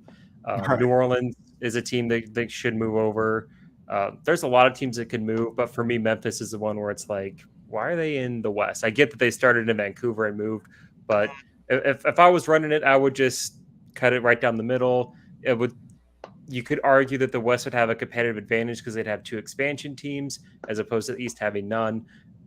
In the past, they've tried to break it up more evenly, but this is NBA's perfect chance to get the conferences right and avoid more airtime travel that we see, especially in playoff series. I remember the Clippers and Grizzlies were playing each other in the playoffs multiple years in a row, and that's a lot of travel for a team that's supposed to be close because they're both in the West. Yeah. Agreed. I mean, I would have to see like a map to see where everyone is exactly like located at, just for me to be able to like process it. But when he says Memphis, that makes a lot of sense, and New Orleans, that does make a lot of sense. Can't think of anything else off the top of my head without seeing a map. But Memphis and New Orleans both make really good sense. Okay. So I guess I probably should ask, would you just do a simple move a team over, or completely Man, if you could realign it and make it all easier on travel, then do that. Like, do that. Yep. Yeah, you could do it. I could figure it out in probably 10 minutes. Give me a map, give me all things, and I can piece it together, a beautiful mind style, and make it work. Right, yeah. Well, I do think Memphis would be the easiest decision, because Memphis, Tennessee, you do not think West. New Orleans, at least you could say it's kind of in the middle, so if you want to split hairs, fine, but Memphis should not be in the West. But I wouldn't be mad if they completely realigned everything. But I mean, that's all I had. So I guess we'll go NFL. Anthony, if you're watching, throw your hot take for the draft. I mean, we could talk about some of the draft, because actually there was something I saw today. I think it was Adam Schefter. He thinks the Colts will move up from 4 to 3 to get, is it Richardson? Probably Richardson. That seems like a lot for one spot. I mean, unless they're worried that another team might move to 3 to get ahead of them, I guess. But do you see the Colts doing that? I mean, that's going to make it interesting. Would the Colts do that or pursue Lamar, since Lamar is still out there? What do you think would be more beneficial to them? Who's third right now in the draft? The Cardinals. That's right. Yeah, everybody seems to think the Cardinals are moving out of 3. It makes sense. Let Will Anderson drop, baby. Let Will Anderson drop. I'm all for that train. Oh, let me see what Anthony has here. Chances start. What's the chance the Texans don't draft Bryce Young and draft Will Anderson? Titans trade up to 3, draft Bryce Young. Panthers drafting Anthony Richardson at number 1. It's interesting because CJ Stroud falling past number 4 was something I find a little wild. I don't think I could see CJ Stroud going past 1 or 2. That's just rough. There has been rumblings that the Texans could pass on a quarterback, but I mean, that's just also rough as well. It seems like the moves that you've been making are moves you make for a young quarterback, you know. Right. So, it's tough to see that happening. The Texans didn't pick a quarterback. I think Will Anderson's obviously the pick there. Just Anthony Richardson going 1 is crazy to me, and then Bryce Young falling to 3rd is. Ooh, it's possible. It's really possible. The Titans trading up for 3 is something I find deemable. It's just, it'd be a very weird situation for that to work out. Just Anthony Richardson, Will Anderson, Bryce Young, and then probably Will Levis being your first 4 taken. It'd be kind of a weird order if it was that way, but I mean, the NFL draft's just gotten weird. Yeah. And then I find that hard to happen, though, just because I'm a firm believer that the Panthers are going CJ Stroud. Yeah, I feel the same way. Yeah. But I'd be shocked if Anthony Richardson went number 1. I mean, I get that his pro day, his combine was through the roof. He's got all the physical tools, but it's such a gamble for a guy that there's a lot of question marks for. I mean, I don't have his stats in front of me, but I'm pretty sure his throwing percentage in college wasn't the best. It was fairly low. There's a lot of question marks. It's definitely a project quarterback, and for the Panthers to draft him not only draft him number 1, but give up all that draft capital, give up all the players that they did to get a project quarterback seems very risky. Seems like a super high risk move where the payoff is good, but the potential downside of that would just be completely disastrous. Now, if the Panthers did that and it failed, I'd be happy as a Saints fan, but as a football fan, I wouldn't want to see that happen. I would want to see I want the Panthers. I think CJ Stroud should be the first person to go.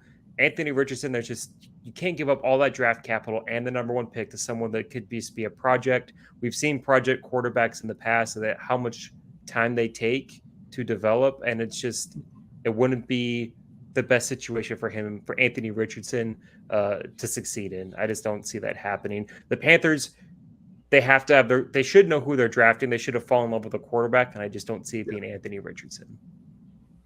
Okay. Now, I do wonder if Anthony's hot take, as we'll call it, with the Texans having picks 1 and 12, if the Texans intel tells them if they take Anderson at 2, maybe CJ Stroud or something falls to 12 magically, and that's where they take him.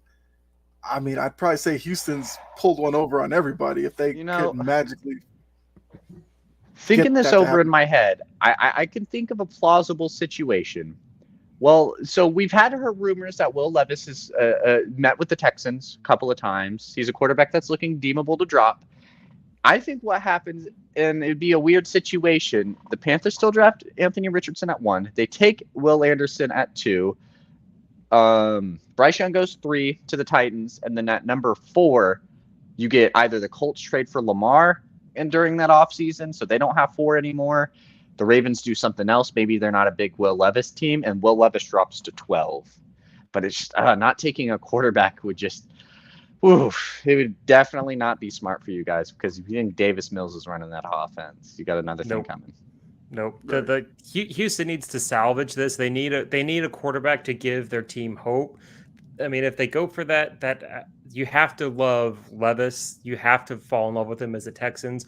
Maybe Hooker from Tennessee you fall in love with, even though with the injury he did shine. He's a guy that I've been very high on.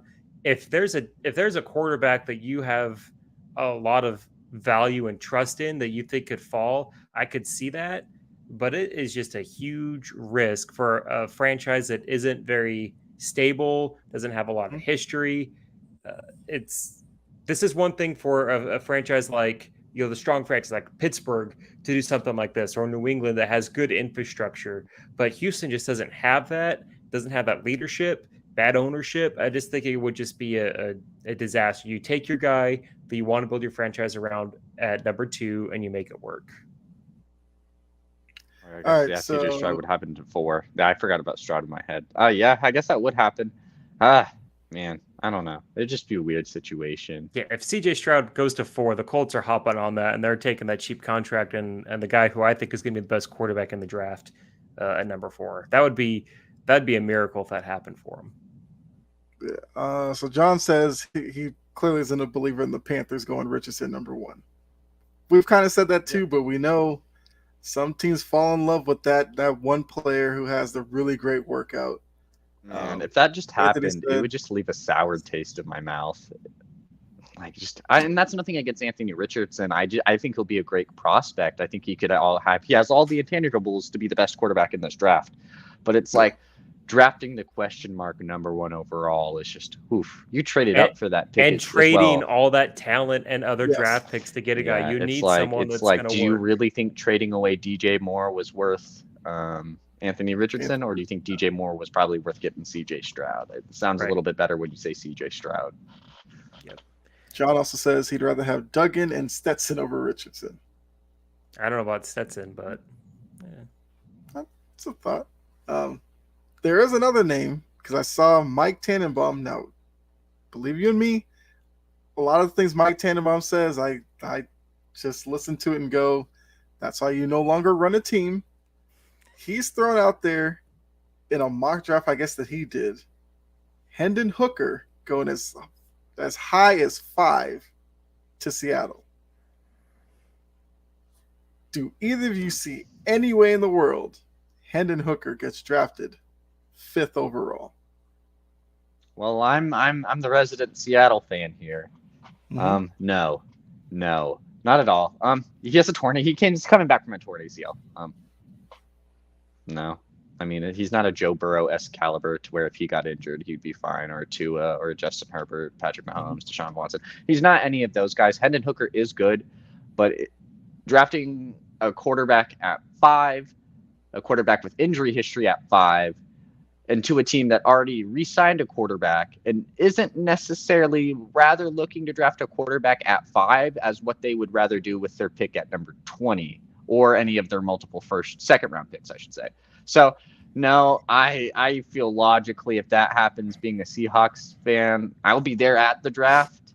So I would probably be coming home early if that happened.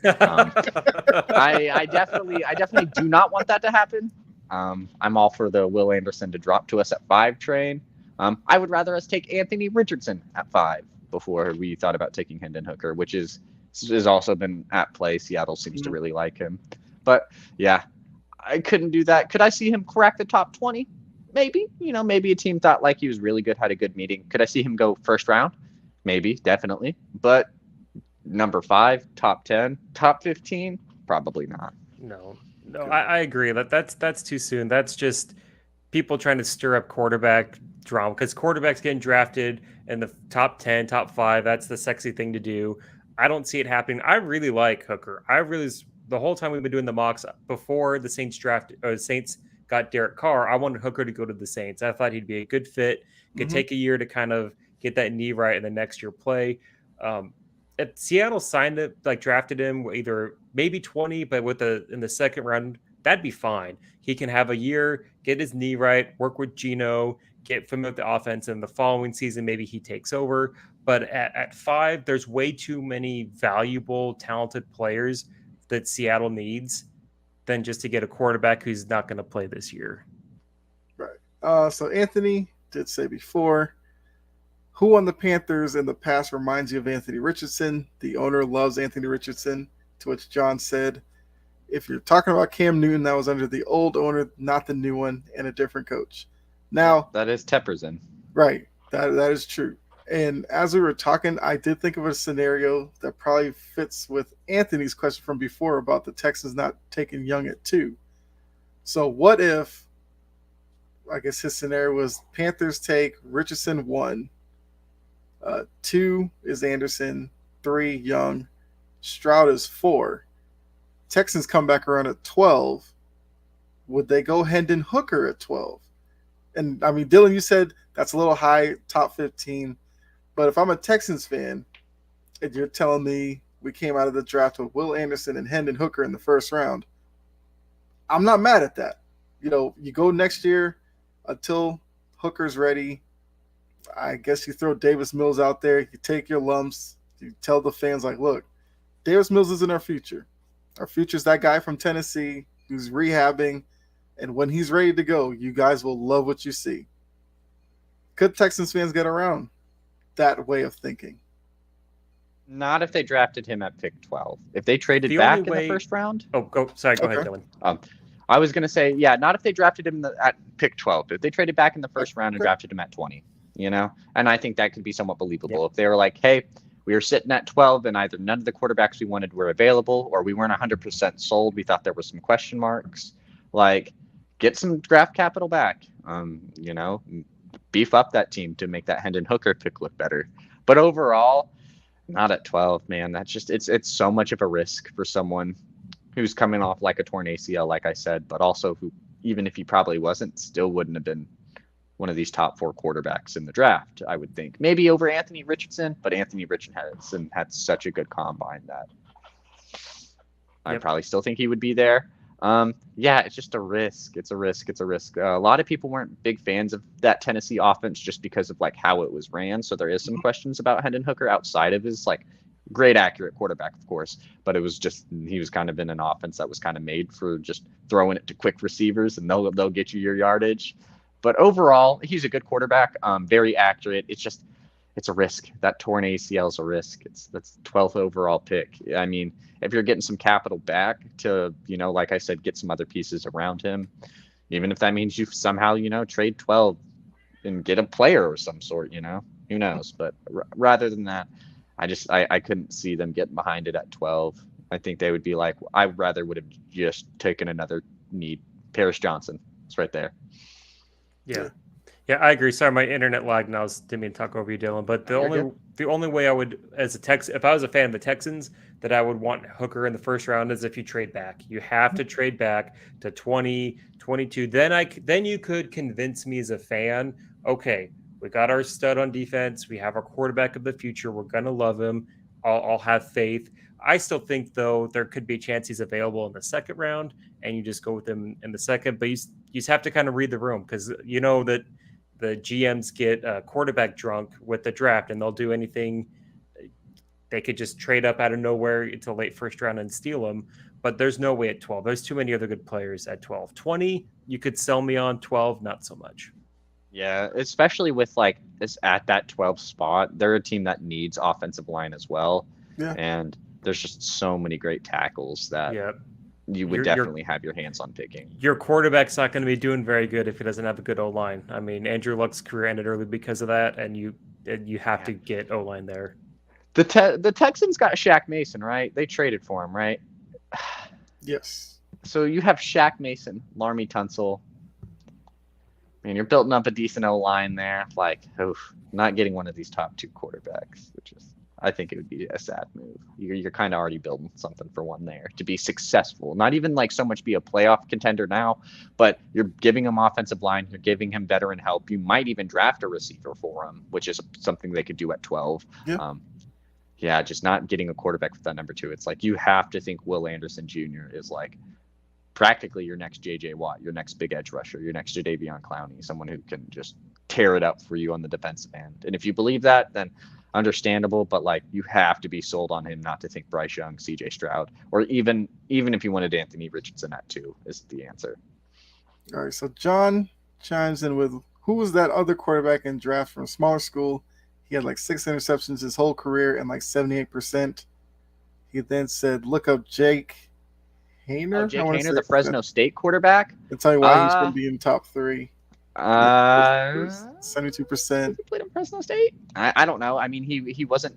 I'm pretty sure if you look up Haener's stats the year before, it wasn't super great. I'm not 100% sure. I try to keep up with Fresno State because I like Mountain West football. But overall, it's due to the competition. Anytime Fresno's had to play decent teams, he's kind of struggled a little bit, is my guess. I'm pretty sure he's a 4th or 5th year as well. He's been at Fresno for a little bit now, so that also could be just age. He didn't play in the SEC. He's 24. He's 24. Okay. That's probably why. I guess like Hendon Hooker and them are probably roughly around the same age too, but overall it's just because like Bryce Young plays against SEC talent. Anthony Richardson plays against the SEC. CJ Stroud plays against the Big Ten. Will Levis plays against the SEC. Jake Haener, he plays against the Mountain West. And who's really killing it out of the Mountain West? Maybe San Diego State here and there. Maybe Fresno, Boise State here and there. It's not like any of them are big contenders.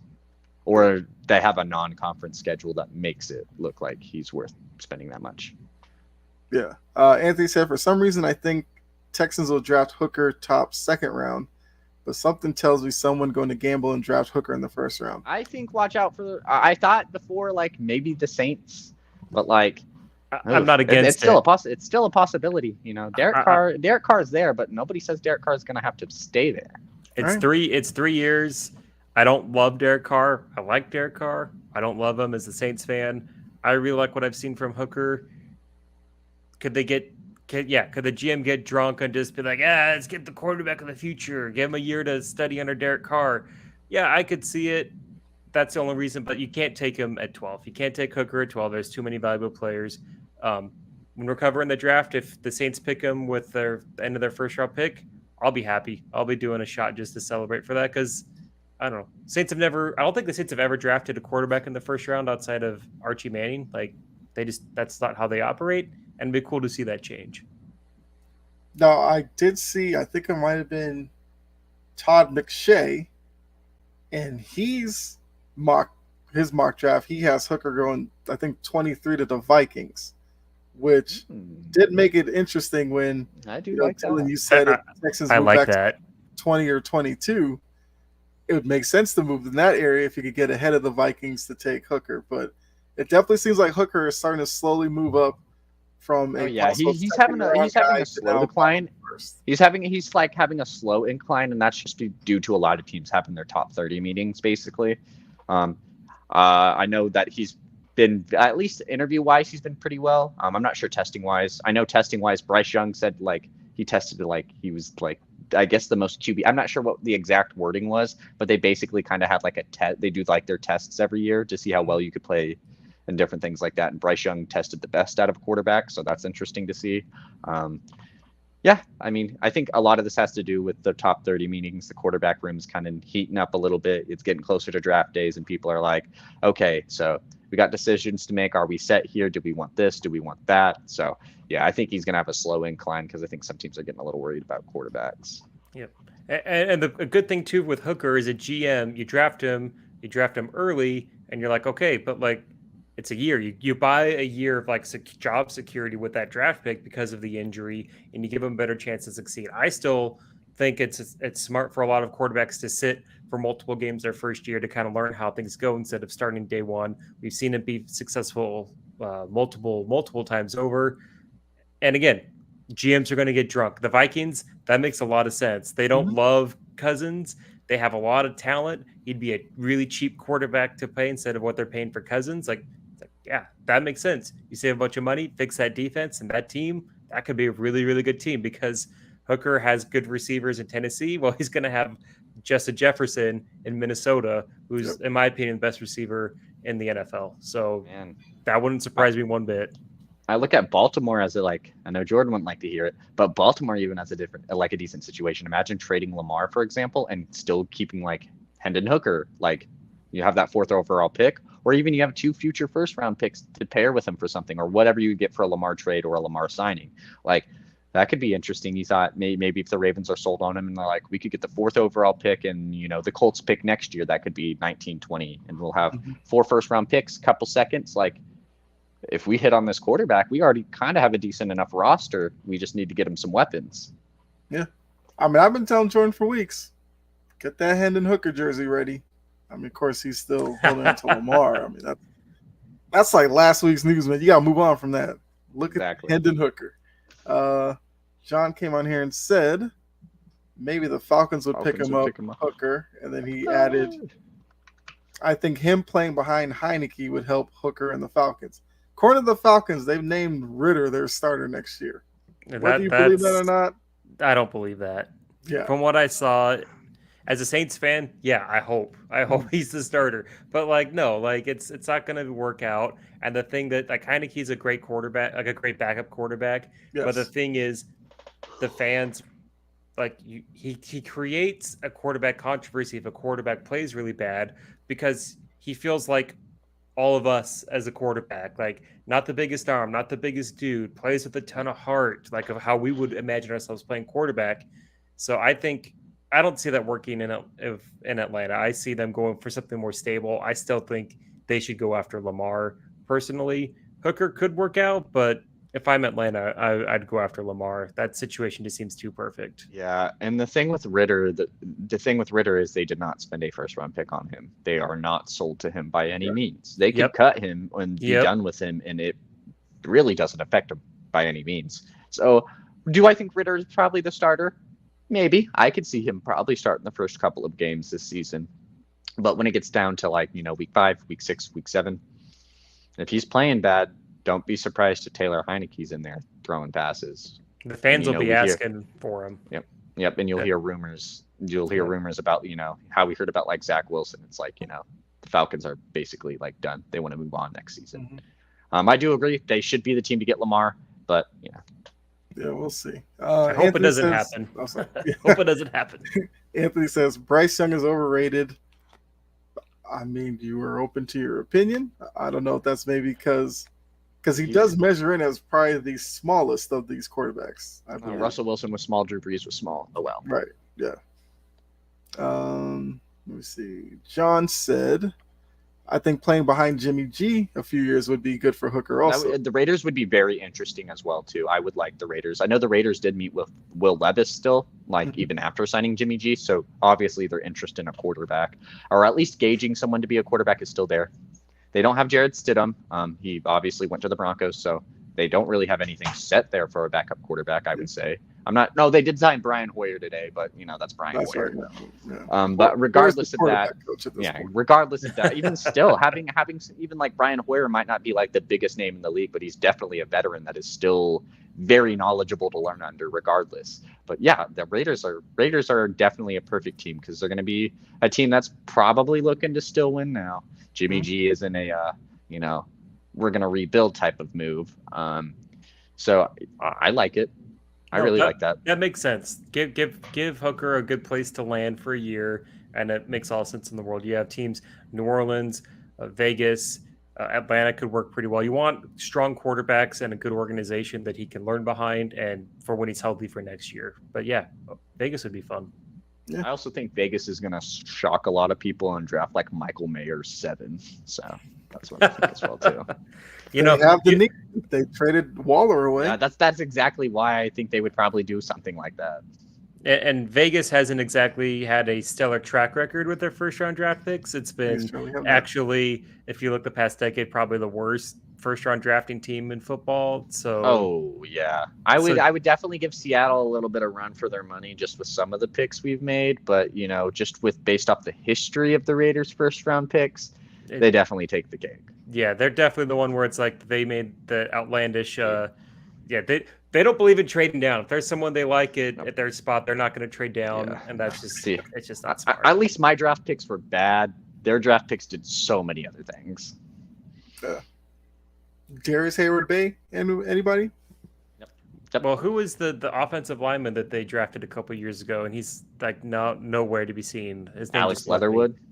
Yes. I did not understand. He's on the Bears. He's on the Bears. Did he go to the Bears? Yeah, I think he got traded for like nothing. He did. Yeah, talk about a wasted draft pick that was. You got Damon Arnett, Henry Ruggs, Clelin Ferrell. Henry Ruggs is the one that's just awful because he was a legit dude, but just makes he was starting to get into his own. The one that gets me a lot is Clelin Ferrell, man. Drafting him at number 4 was like the biggest what in the world. I was like, well, the Raiders definitely lost this draft, and he's not going to be good. And I don't even know where he's at now. I think I couldn't tell you. 49ers is the last time I saw him. So, yeah. 4th overall pick, and we don't even know where he's at. Right. That's all we need to know. Raiders, baby. Raiders. John Dalton or Anthony. Kincaid, number 7. Yeah. John or Anthony, if you have more, draft questions, definitely throw them in because we do have some time. But, is there anything else you guys want to talk about NFL? I'm trying to think if there's anything newsworthy. I'm just trying to think draft-related stuff since that's kind of the big thing. Outside of, Lamar news, that's kind of still the same. He wants to be traded. He doesn't like the Ravens. The Ravens are going, we want you back, Lamar. And then we just wait. But we only kind of want you back. Yeah, we don't want to give you exactly what you want, but we want you to come play for us. So, other than that, the NFL is kind of just in its waiting period. Ravens offered Odell Beckham a contract. We're still waiting on Aaron Rodgers to be traded. We're kind of just in the holding period. I imagine when we get probably a week and a half towards the draft, that's when things will start to heat up a little bit more. We'll probably see a little more actions being trades. We might see something. But other than that, I think we're kind of at a period where teams and owners and everyone's like, let's just focus on the draft. When we get there, then we'll start calling teams. When we get to down to Kansas City or wherever they'll be doing their stuff at. I was trying to find who draft Max Duggan. I've thought about this. I feel like I could see Duggan as a Patriots pick in the 6th round. Yeah, that seems very Bill Belichick-esque. Yeah, that's what I could see. And I guess that is something else. The whole Mac Jones stuff, where people are like, "Oh yeah, I guess that's fair." Yeah, that Belichick shopped Mac Jones around. I read that and I was like, that is probably very much true. I do think that was probably in that time period where the season ended. A lot of people were like, Matt Patricia stinks. Is he coming back, though, because he's a Bill Belichick guy? A lot of questions about who's going to be the OC. Maybe he shopped him. But then when they got Bill O'Brien, I kind of felt like that was to help Mac Jones. Was he his OC at Alabama when Mac was there? Or was he still playing on? Cross paths leaving because Mac was getting ready for the draft. Alabama hired Bill O'Brien. But the story is that Bill O'Brien reached out to Mac Jones to learn the Alabama system, and Mac Jones helped him out. So they have that connection. They just never actually played, for each other. So there's a connection, but I do think bringing in Bill O'Brien, to me, that was like, that's for Mac Jones. We get to finally evaluate him. He's a legitimate offensive coordinator.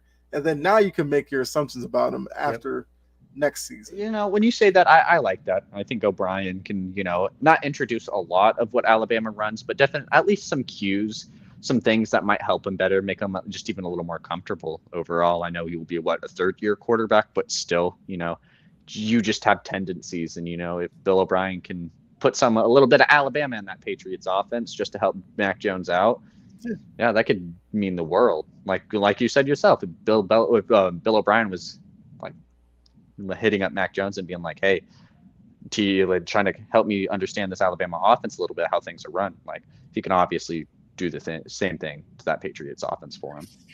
Yeah, Anthony put Duggan Lions second round. I don't see that. I don't see that. They signed Cam Newton. I mean, I just don't see it. I don't see Duggan being a high enough upside player to draft that early. Like, what's the difference between Goff and Duggan? What's the huge payoff? What's the huge gamble that I see there? I don't see it. I still think the Lions not a second rounder. No, I still have the Lions as like a secretly deep down like this dark horse Lamar team, because that would just be so much fun to watch. But I think second round is a bit too early. That's definitely quarterbacks being drunk. Yeah, that's the concept that the Lions aren't trying to do whatever they can to get Lamar in the building. It's wild to me. It's like, you guys could win a Super Bowl. Like, just get and that's no shade against Jared Goff, but it's like, man, Lamar in that offense, going to be dangerous. You could definitely win your division. I don't think the Vikings are so much of a powerhouse to scare you guys. I don't think the Jordan Love Packers are, and the Bears are always going to be the Bears. They'll probably get 7 wins this season. Make fans feel good. But other than that, man, the same. I don't get why some of these NFC teams aren't making the moves. Like the Lions, the Falcons. What are you guys doing? You have conferences that are winnable. You have a massive window. You get to be a top 4 seed, maybe 3, maybe 4, maybe even 2, depending on what goes on. And man, I don't know. It makes me feel like there's something going on with Lamar outside of the contract issues that, gosh, if you're in a Super Bowl window, it's I don't know why you ain't paying up outside of maybe the fully guaranteed. That's true. John put Lions have 2 first and 2 second round picks. Kind of like what you said, Dylan. The draft capital's there for them to make the move. We'll see. But the draft, man, it's just rough.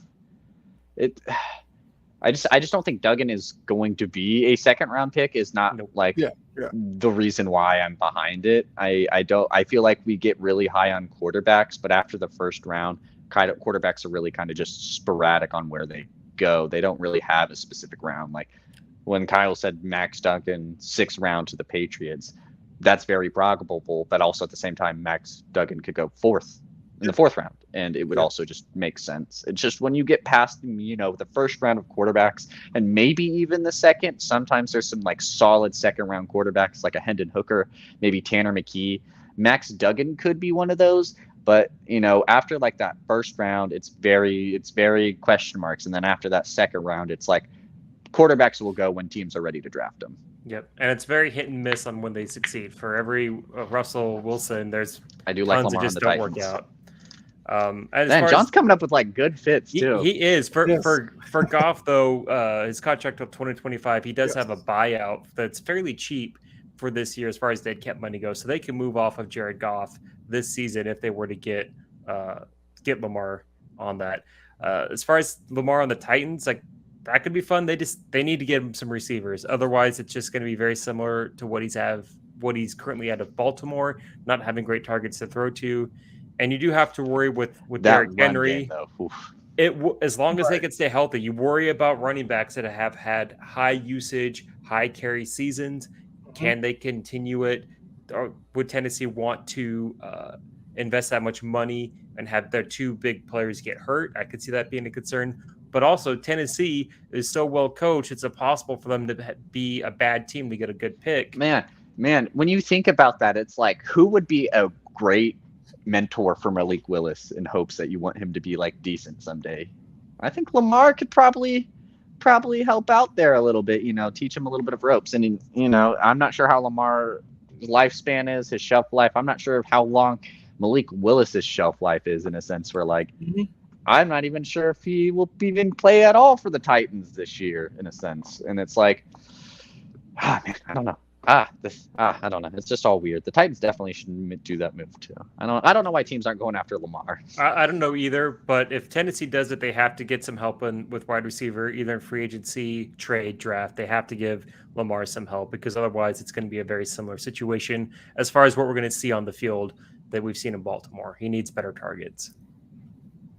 Yeah. Well, I do have a question with the Lamar part. Do you think if Baltimore rescinded the tag, would that move things along?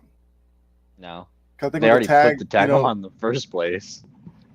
That's true. But I mean, if they were to like take it away and just open it up to just trading, you don't have to do the 2 first-round picks.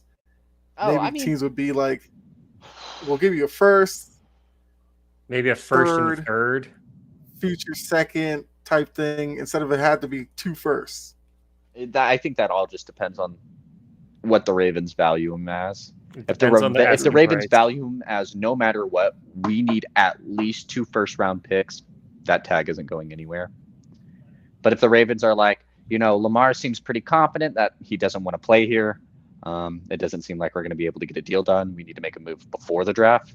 I think, like, a lot of people are like, a move won't get done till after the draft. I think a move needs to get done before the draft. I mean, the Ravens are sitting there at pick 22, 23, wherever they're at, and it's just like 24. You have to do something with it. You have to do something with that pick, and it can't just be to build up whatever Lamar ran offense you have when you don't even know if you're gonna have Lamar. So it's gonna be interesting. Man, I hope talks start to heat up with him, because, like I said, it's something. At least on the Ravens' perspective, like, if I was a Ravens fan, I'd definitely be like, hey, let's get something moving along. Like, if we're not going to keep Lamar, like, we should probably know this by now. But if we're going to keep him, like, we need to, like, do it now, because we have more of a free agency. And rather, if Jordan believes they're going to get Odell and that's the dream signing for him and that's going to change everything or not, you still only got Odell. I mean, they tried for Darius Slay. Darius Slay said he was really close. That would have been nice. That would have been a pretty good signing there. That would have put a little more hope in me. But, like, overall, it's just like, you guys have literally done nothing for your offseason plan. That is a Nelson Aguilar, and you don't even know if you're going to have a franchise quarterback. And the draft is literally like 23 days away, 3 weeks away. And you don't even have – I don't even imagine they really have a game plan yet if they don't know what's going on with Lamar. They can't have a game plan because they're in limbo. And I think that's where we are, is this game of chicken. Yep. The teams in the top 10 are like, if we could push this till after the draft, sure, we'll give it the 2 first rounders because it's the following year and the year after that. Baltimore's got to be like, if we go into this draft, Lamar's still in limbo, we have 24, what do we do at 24? Do we draft a quarterback, but then who's going to be there? Do we draft a wide receiver to match Lamar's talent, but Lamar wants out, and then we got to scramble after the draft to be like, Snoop Huntley can't be our starting quarterback to start the season. That just can't happen. He's a Pro Bowler, man. Hey, he could have been MVP of a Pro Bowl, whatever. But then it's like, now you're going to the scrap heap. There's like Matt Ryan, guys like that. Is Matt Ryan going to excite that fan base? No. Resign Joe Flacco. Resign Joe Flacco. Oh, God. I want to might as well bring Ray Lewis out of retirement then.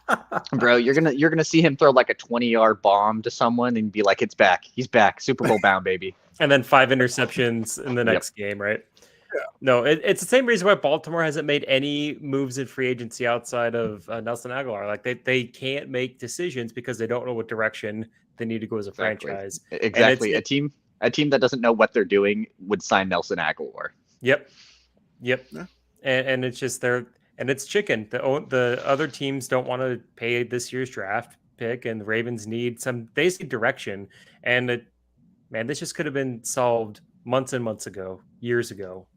Man, Ravens have no one else to I'm not blame. even sure it's so much that they don't want to spend this year's pick as much as they don't want to spend next year's pick, because from a quarterback market, I'm sorry. I think next year's class is pretty nice. I think Caleb Williams is a prized piece in that class. You got like Tyler Van Dyke, who's going to be a prized piece in that class. Mm-hmm. So a lot of people's worries are about this year's class, but I'm like, man, you're having Marvin Harrison Jr. come out. You're having Caleb Williams in that class. Like players people are really high on right now and who just can't be in the NFL because they're not draft eligible. I think a lot of it has to do with maybe not wanting to give up a pick this year.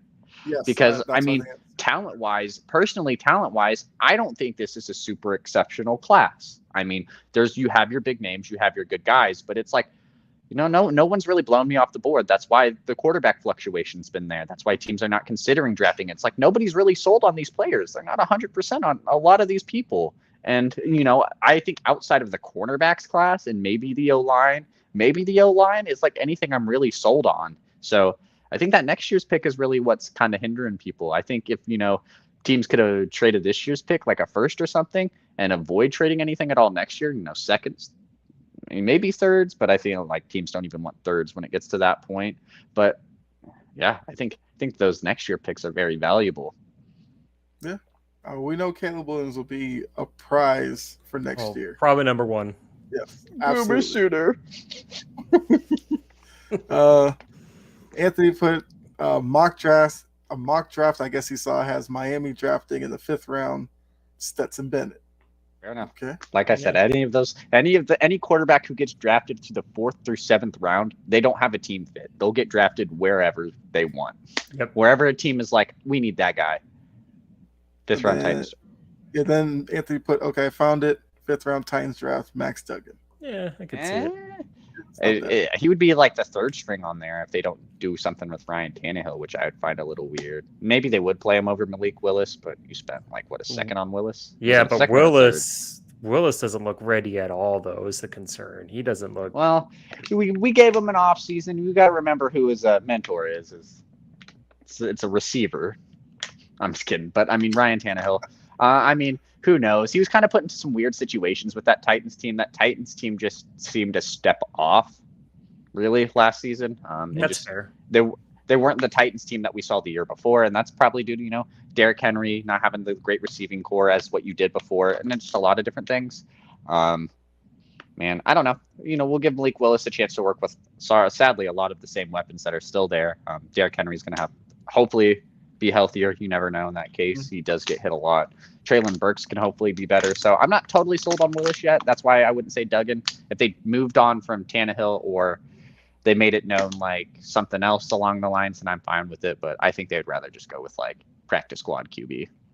Yeah. John asked the question, which coach is on the hot seat entering this season? Rivera, Pete Carroll, Brandon Staley, or Todd Bowles? Nice collection there. So I'll go real quick here. Brandon Staley needs to be on the hot seat. Yes. That team is just too talented. Like I again, if I was owning the Chargers, I would have fired him and put in Sean Payton because I think Payton and Herbert is just a match made in quarterback coach heaven. They didn't do it. They need to get this season right. They did get to the playoffs, but then they choked against Jacksonville. I don't see Pete Carroll being on the hot seat. They had a good year. Rivera is not on the hot seat because right now Washington is in this transition phase for the sale. He's really good at keeping things calm. He's more of like a mentor. They have the offensive coordinator from the Chiefs who's really just going to be kind of like basically the head coach. Rivera is he's just there to kind of build the franchise back up. Everyone here is just kind of waiting for the team to be sold, and he's going to just kind of like an elder spokesman. I think a coach, there's 2 other coaches. I think Dennis Allen from the Saints is going to be on the hot seat if they start pretty slow, and I think Robert Saleh from the Jets. I think he's going to be on the hot seat, whether or not they get Aaron Rodgers. So like that roster is really talented. I do like him as a coach, but there are a lot of bonehead decisions that he does make from time to time, and they should have made the playoffs. Now, obviously, them drafting Zach Wilson 2nd overall definitely hurt what he could use. Yes. That definitely did not help him. That wasn't on him, but I think he should be on the hot seat. And then Dennis Allen, I've never liked as a coach ever, so he should be on the hot seat just because he's not a good coach. Yeah. I mean, that list, you look at Brandon Staley. Obviously, he was a coach that probably should have been on the hot seat last season. Well, like last season, he should have probably been fired. Pete Carroll, I'm a Seahawks fan.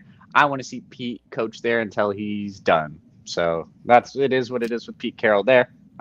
Fans love him. Players let him love retire. him. Let him retire in Seattle. Yep, let him do that. And Rivera's one of those ones that I could see him like, either stepping down or the team or him just kind of being like, yeah, this is Bieniemy's. This is Bieniemy's thing to run, and him just casually like accepting it, being like, hey, I want to step down.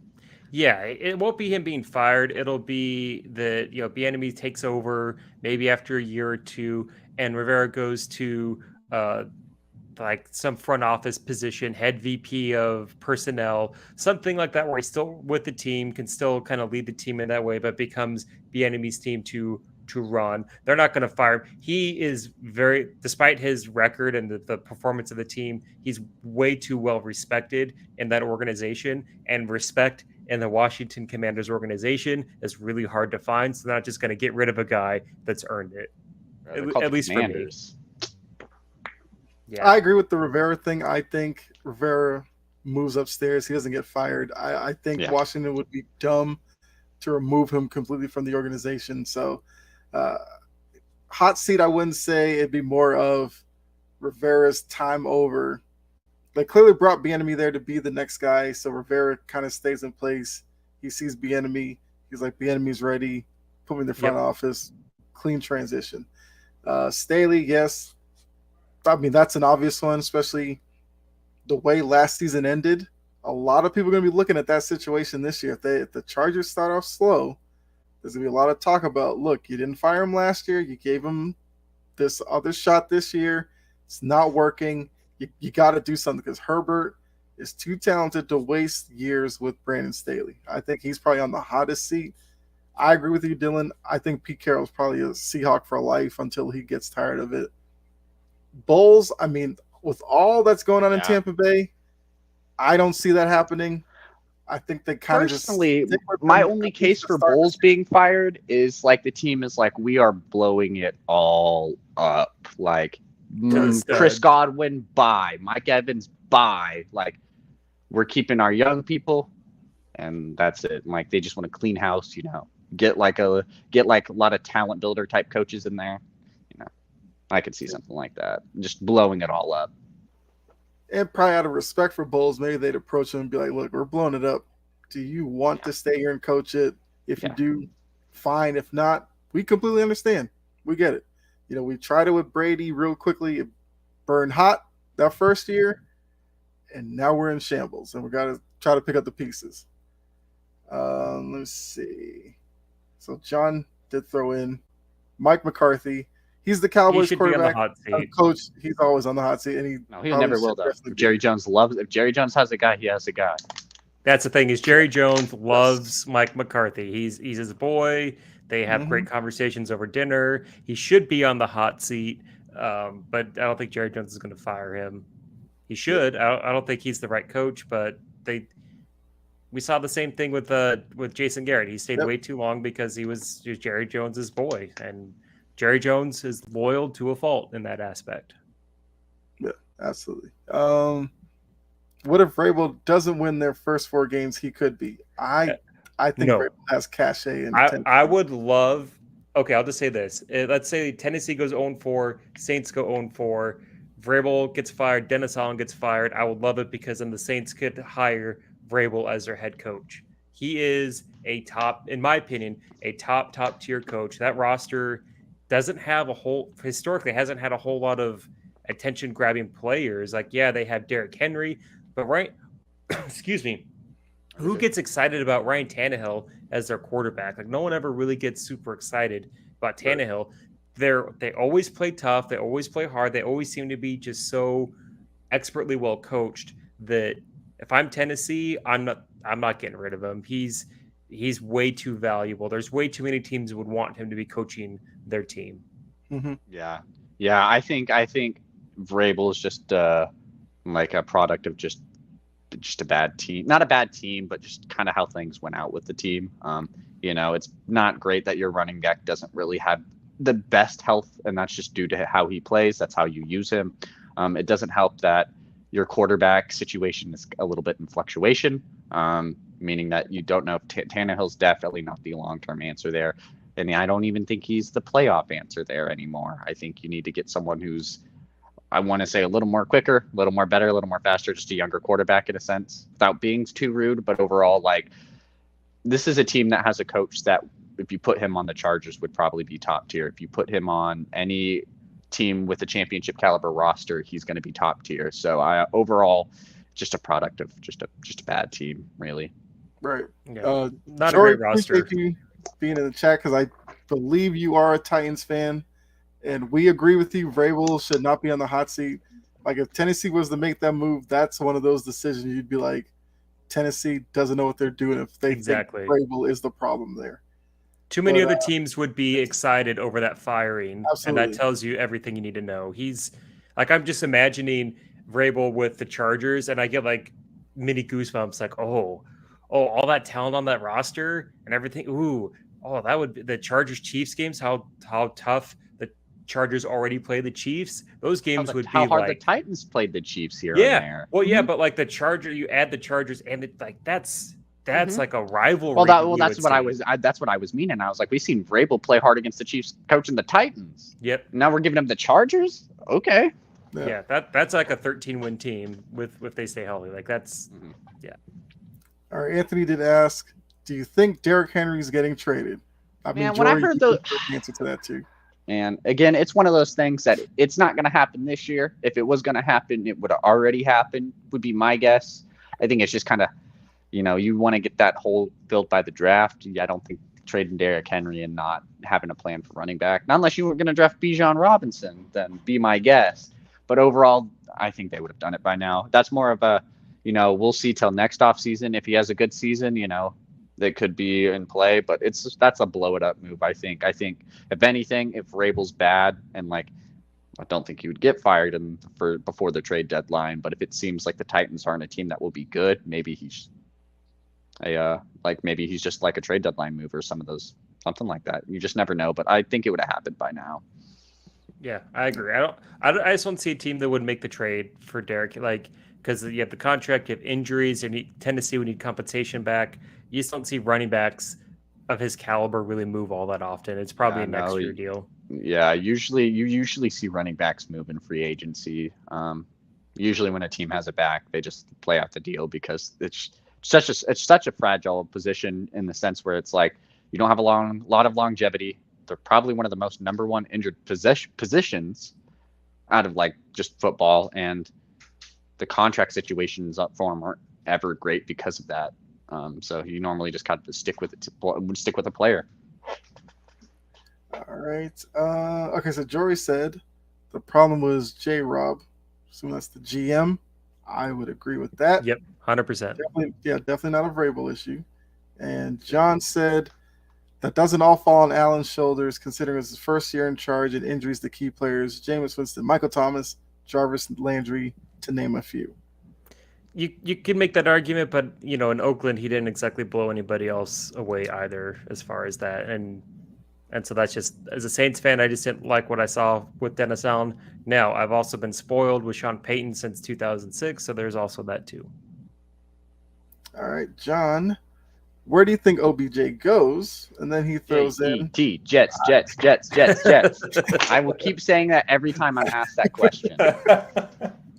I mean, he threw out there he'd love to see OBJ go to the Vikings or the Bears. The Vikings would be very interesting. I think the Vikings would be something I wouldn't expect, because why would you want to go to Kirk Cousins, is my thought process on that. Especially if you had a chance to play with Aaron Rodgers, Patrick Mahomes, or even still maybe Lamar Jackson. So, yeah. The Vikings would be fun. Like, if he was like playing with Justin Jefferson, would be a great option. And like offensively wise, that would probably be very, like, it would be good. But it's just a concept, like, why would Odell want to go to Minnesota? Yeah. Why would Odell want to go to Minnesota to play with Kirk Cousins when he could go to New York to potentially play with Aaron Rodgers, or I guess Kansas City's probably not better than Minnesota in that sense, but he could go to Kansas City and play with Patrick Mahomes. So, yeah, Minnesota would be good because you have Jefferson as the 1, OBJ would be the 2, and then they have the guy they just traded for Detroit in the middle of the season. He'd be their 3. That's a pretty good 3. His name just left my mind. That's a pretty good 3-headed weapon for receivers. I still think he should go to the Giants. Great homecoming story. The Giants need help at wide receiver. It just makes a lot of sense. Yeah, the Bears are kind of like that same boat for the Vikings for me. The Vikings, obviously, they would be kind of a step above the Bears just because they're more playoff ready, I would say. That's kind of why I would see, like, he would look at the Vikings and be like, okay, well, if the Packers are trading away basically the best player in this division in Aaron Rodgers, we could have a chance to just, shock people and make a Super Bowl. But I don't think he would want to do a full season in Minnesota rather than like playing a full season with Aaron Rodgers. Yeah. And the same thing with the Bears. It's like the Bears are one of those teams that, like, offensively, like, if you put it on paper, like, yeah, this looks really good. And if Odell Beckham went to the Bears, like, that's definitely a very interesting move. But it just doesn't make sense for him to go there. And he probably wouldn't want to go there because that Bears offense really doesn't have a true identity at offense, meaning that, like, they don't know what kind of play style they do. Justin Fields is a very run-heavy quarterback, and that's not all due to him. That's also due to the Bears not having any weapons or really some sort of game plan to what they want to do for him. But overall, it's just that same boat. You're not going to really have guaranteed touches. You're not even sure if DJ Moore is going to be getting the touches that you hope for. You mean Darnell Mooney's on that team. Man, that would be a nice team. Odell, Darnell Mooney, DJ Moore. But overall, you don't know if you're going to be getting those touches. You don't even know, like, for example, how long did it take for us to see Cole Kmet catch a touchdown? Like, it took us a minute, and that was their number 1 tight end. So it's just. I agree. Like, the Bears, it makes good sense on paper, but for OBJ, he's probably not going to go there because the big question mark that everybody has for Justin Fields is how good is he going to be throwing the football? Exactly. If you're OBJ, you don't want to go into a quarterback room with that kind of question mark. You want to go somewhere more established where you could be a comfortable number 2, has a good offensive identity where you're not the number 1, but you can still make money, get your touches, get your money, and all that stuff. I don't see Chicago going. I'd see Minnesota over Chicago for sure. I've been saying in, like, the back of my head, I do like the 49ers would be interesting, but it's like, man, I feel like Odell wants to play with a solidified quarterback, and that's not even, and then that's, and as weird as that sounds, like, I think him playing for the 49ers could potentially be more beneficial for him, but I feel like he wants to play with a name. He wants to play with a name. He wants to play with value. The Rams were that team in LA. The Jalen Ramsey was there. They were the kind of, like, it was so weird because when you look at that Rams roster, it was like, Matthew Stafford was never really kind of looked at that quarterback that everyone really wanted to go play with, because if they did, they would have played with him in Detroit.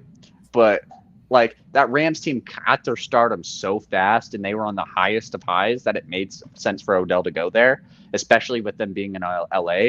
But, like, Odell wants to play with some name value, and that's where you get the Aaron Rodgers, the Patrick Mahomes. He would play for Baltimore if they had Lamar Jackson. He's not playing there to play with Tyler Huntley. So he's looking for those name values. Yeah, he'd be great. He'd be great in San Francisco, but he's already done his time with a bad quarterback. He was with Baker Mayfield, and he got murdered in the media for playing for Baker and all that. How that went down. He wants to go with a solidified quarterback, 100%. Yeah, I mean, I agree that he probably ends up with the Jets. I do think the Giants would be an interesting, cool story, full circle for him. And especially with the Giants having Daboll there, at least he knows if he goes there, it's an offensive guy who would know how to get him the ball, put him in situations to succeed. I think that would be appealing to him. But we'll definitely have more NFL talk. Like I said, we're just past the 2-hour mark.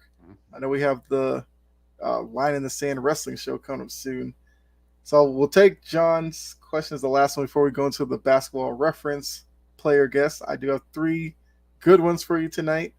So first I will say, John says, good show, guys. Appreciate that, John. Thank you. Thanks, John. Thanks for stopping by. Every week.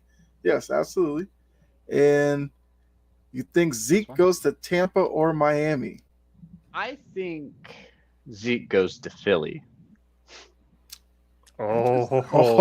That would be the biggest FU to Dallas. I want it. I'm sold. Do it. I don't even like the Eagles. They're not even my team, but I want to see it. That would be so great. I'm not sure who their backups behind Gainwell is. I love Kenneth Gainwell. Love Memphis running backs. I'm always big on Memphis running backs every time they're drafted. But I'm not sure who's playing behind Kenneth Gainwell. But it would do it, Philadelphia. I don't even imagine you got to pay a lot for him. You wouldn't. I don't imagine you have to maybe do anything over a 1-2 year deal. You're not going to ask for a lot of money. Like, man. Why not? You get that on Sunday Night Football, choice. Dallas and Philly. Philly coming to Dallas. Man. Tony Pollard versus Zeke. Just that little bad blood there. Yep, I love it. I want it. Any other signing, I'm going to be disappointed now. Yeah, I mean, looking at John's choices, Tampa did move on from Fournette.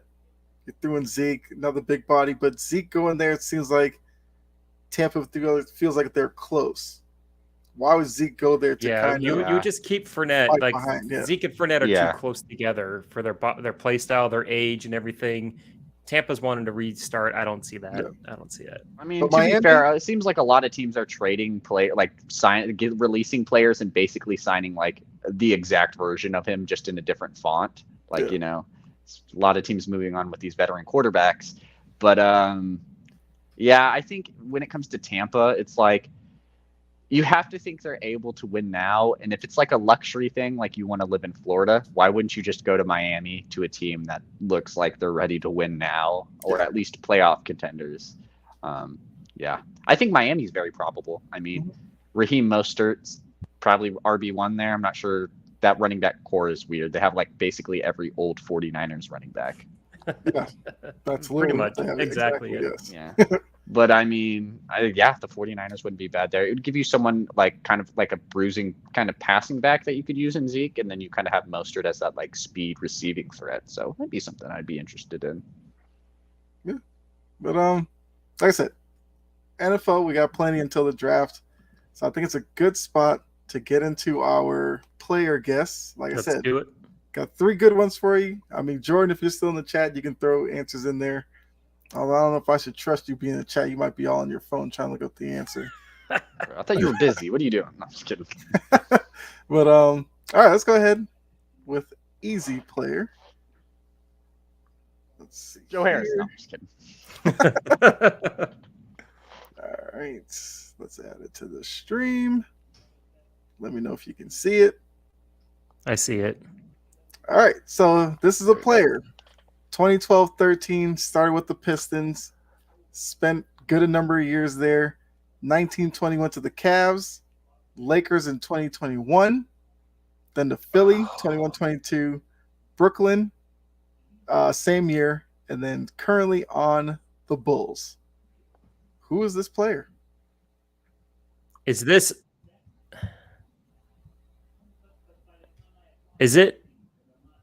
Andre Drummond? Yeah, it has to be Drummond. It is Andre Drummond. Yeah, I was thinking centers, and I was just like, who plays center for the Bulls? And I was like, it's not Vucevic, it's not Tony Bradley. Like, who is it? I couldn't remember what year Andre Drummond was drafted. I thought it was sooner. I thought it was a year sooner, but man, the Brooklyn threw me off. I forgot he even touched Brooklyn, and then the Lakers threw me off. I forgot he went there for a stint too. Actually, John threw something else in there. Heard Pats would use him on the red zone punch and sign him for like $3 million a year for 2 years. Oh, okay, off NFL now. Haha. Yeah. I mean, look, John, I could sit here and talk NFL all day. We just have a certain time we want to keep it in, but make sure you come back next week. Throw your NFL questions out it's there. Been great. Thanks, Sean. We definitely enjoyed you in the chat. Oh yeah, you definitely made some picks and fits that I haven't even really thought about before until you said that. So definitely lots of good conversation coming. Yeah, lots of good conversation. It was fantastic. Absolutely. All right, so you got Andre Drummond. Let's go ahead and let me get the medium difficulty set up. All right, let's see here. Hopefully this one is challenging. You guys might get this one. All right, so oh boy, lengthy career. They started in 94-95 with the Mavericks. Went to the Suns 96-97, the Nets in 01-02, back to Dallas 07-08, ended their career in 12-13 with the Knicks. Who is this player?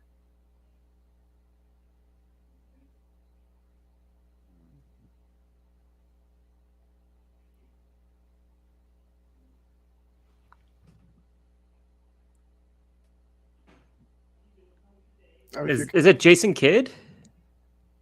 It is Jason Kidd. Yeah. Yes. Okay, I wasn't sure. I couldn't remember what year he was drafted, but like the numbers were lining up from like I know the Dallas Phoenix Nets, but I thought he went to the Nets before 2001, 2002.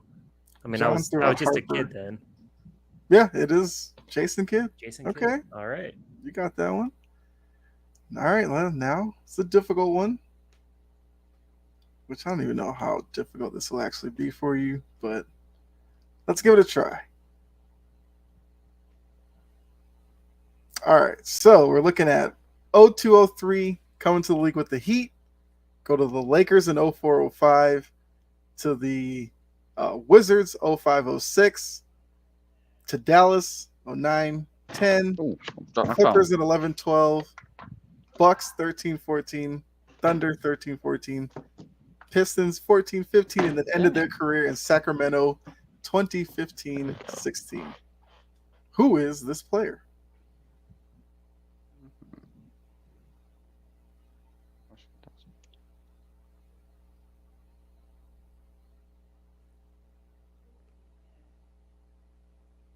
This one might actually stump me. Okay. You might have actually got me on one of these. I've been trying. I hope Dylan could save us here. An All-Star in 2006, and he was also an All-Star in 2007 with Washington. Never made an All-Star again after that. Yes, it's not Joel Anthony. Wizards. Man, see, I was 4 in 2006, so obviously I don't know the good Wizards players. Okay. Just trying to think of names that come to mind. Forwards. If you need a hint, yes, I could have one. Let me see something.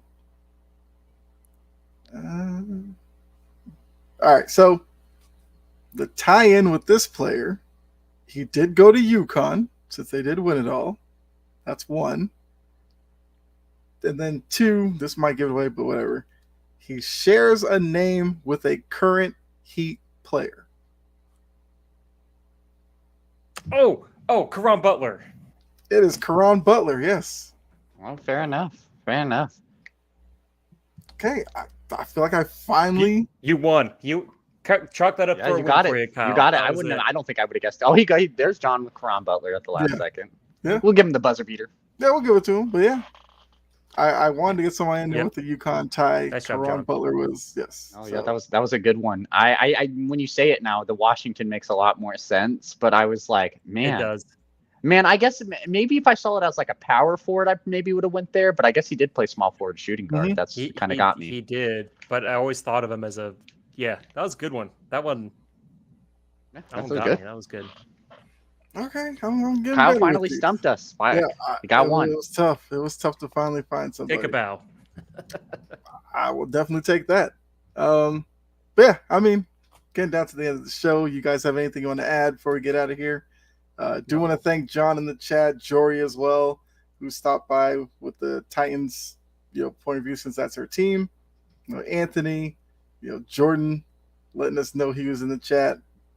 Was Daniel Barry, Brett as well. So really appreciate you guys in the chat. But you guys have anything before we get out of here? No, just great episode, John. You were super helpful. Added a lot to it. It was almost like having a fourth member on the team. So thanks for everyone for the chat, for the participation. It was a great episode.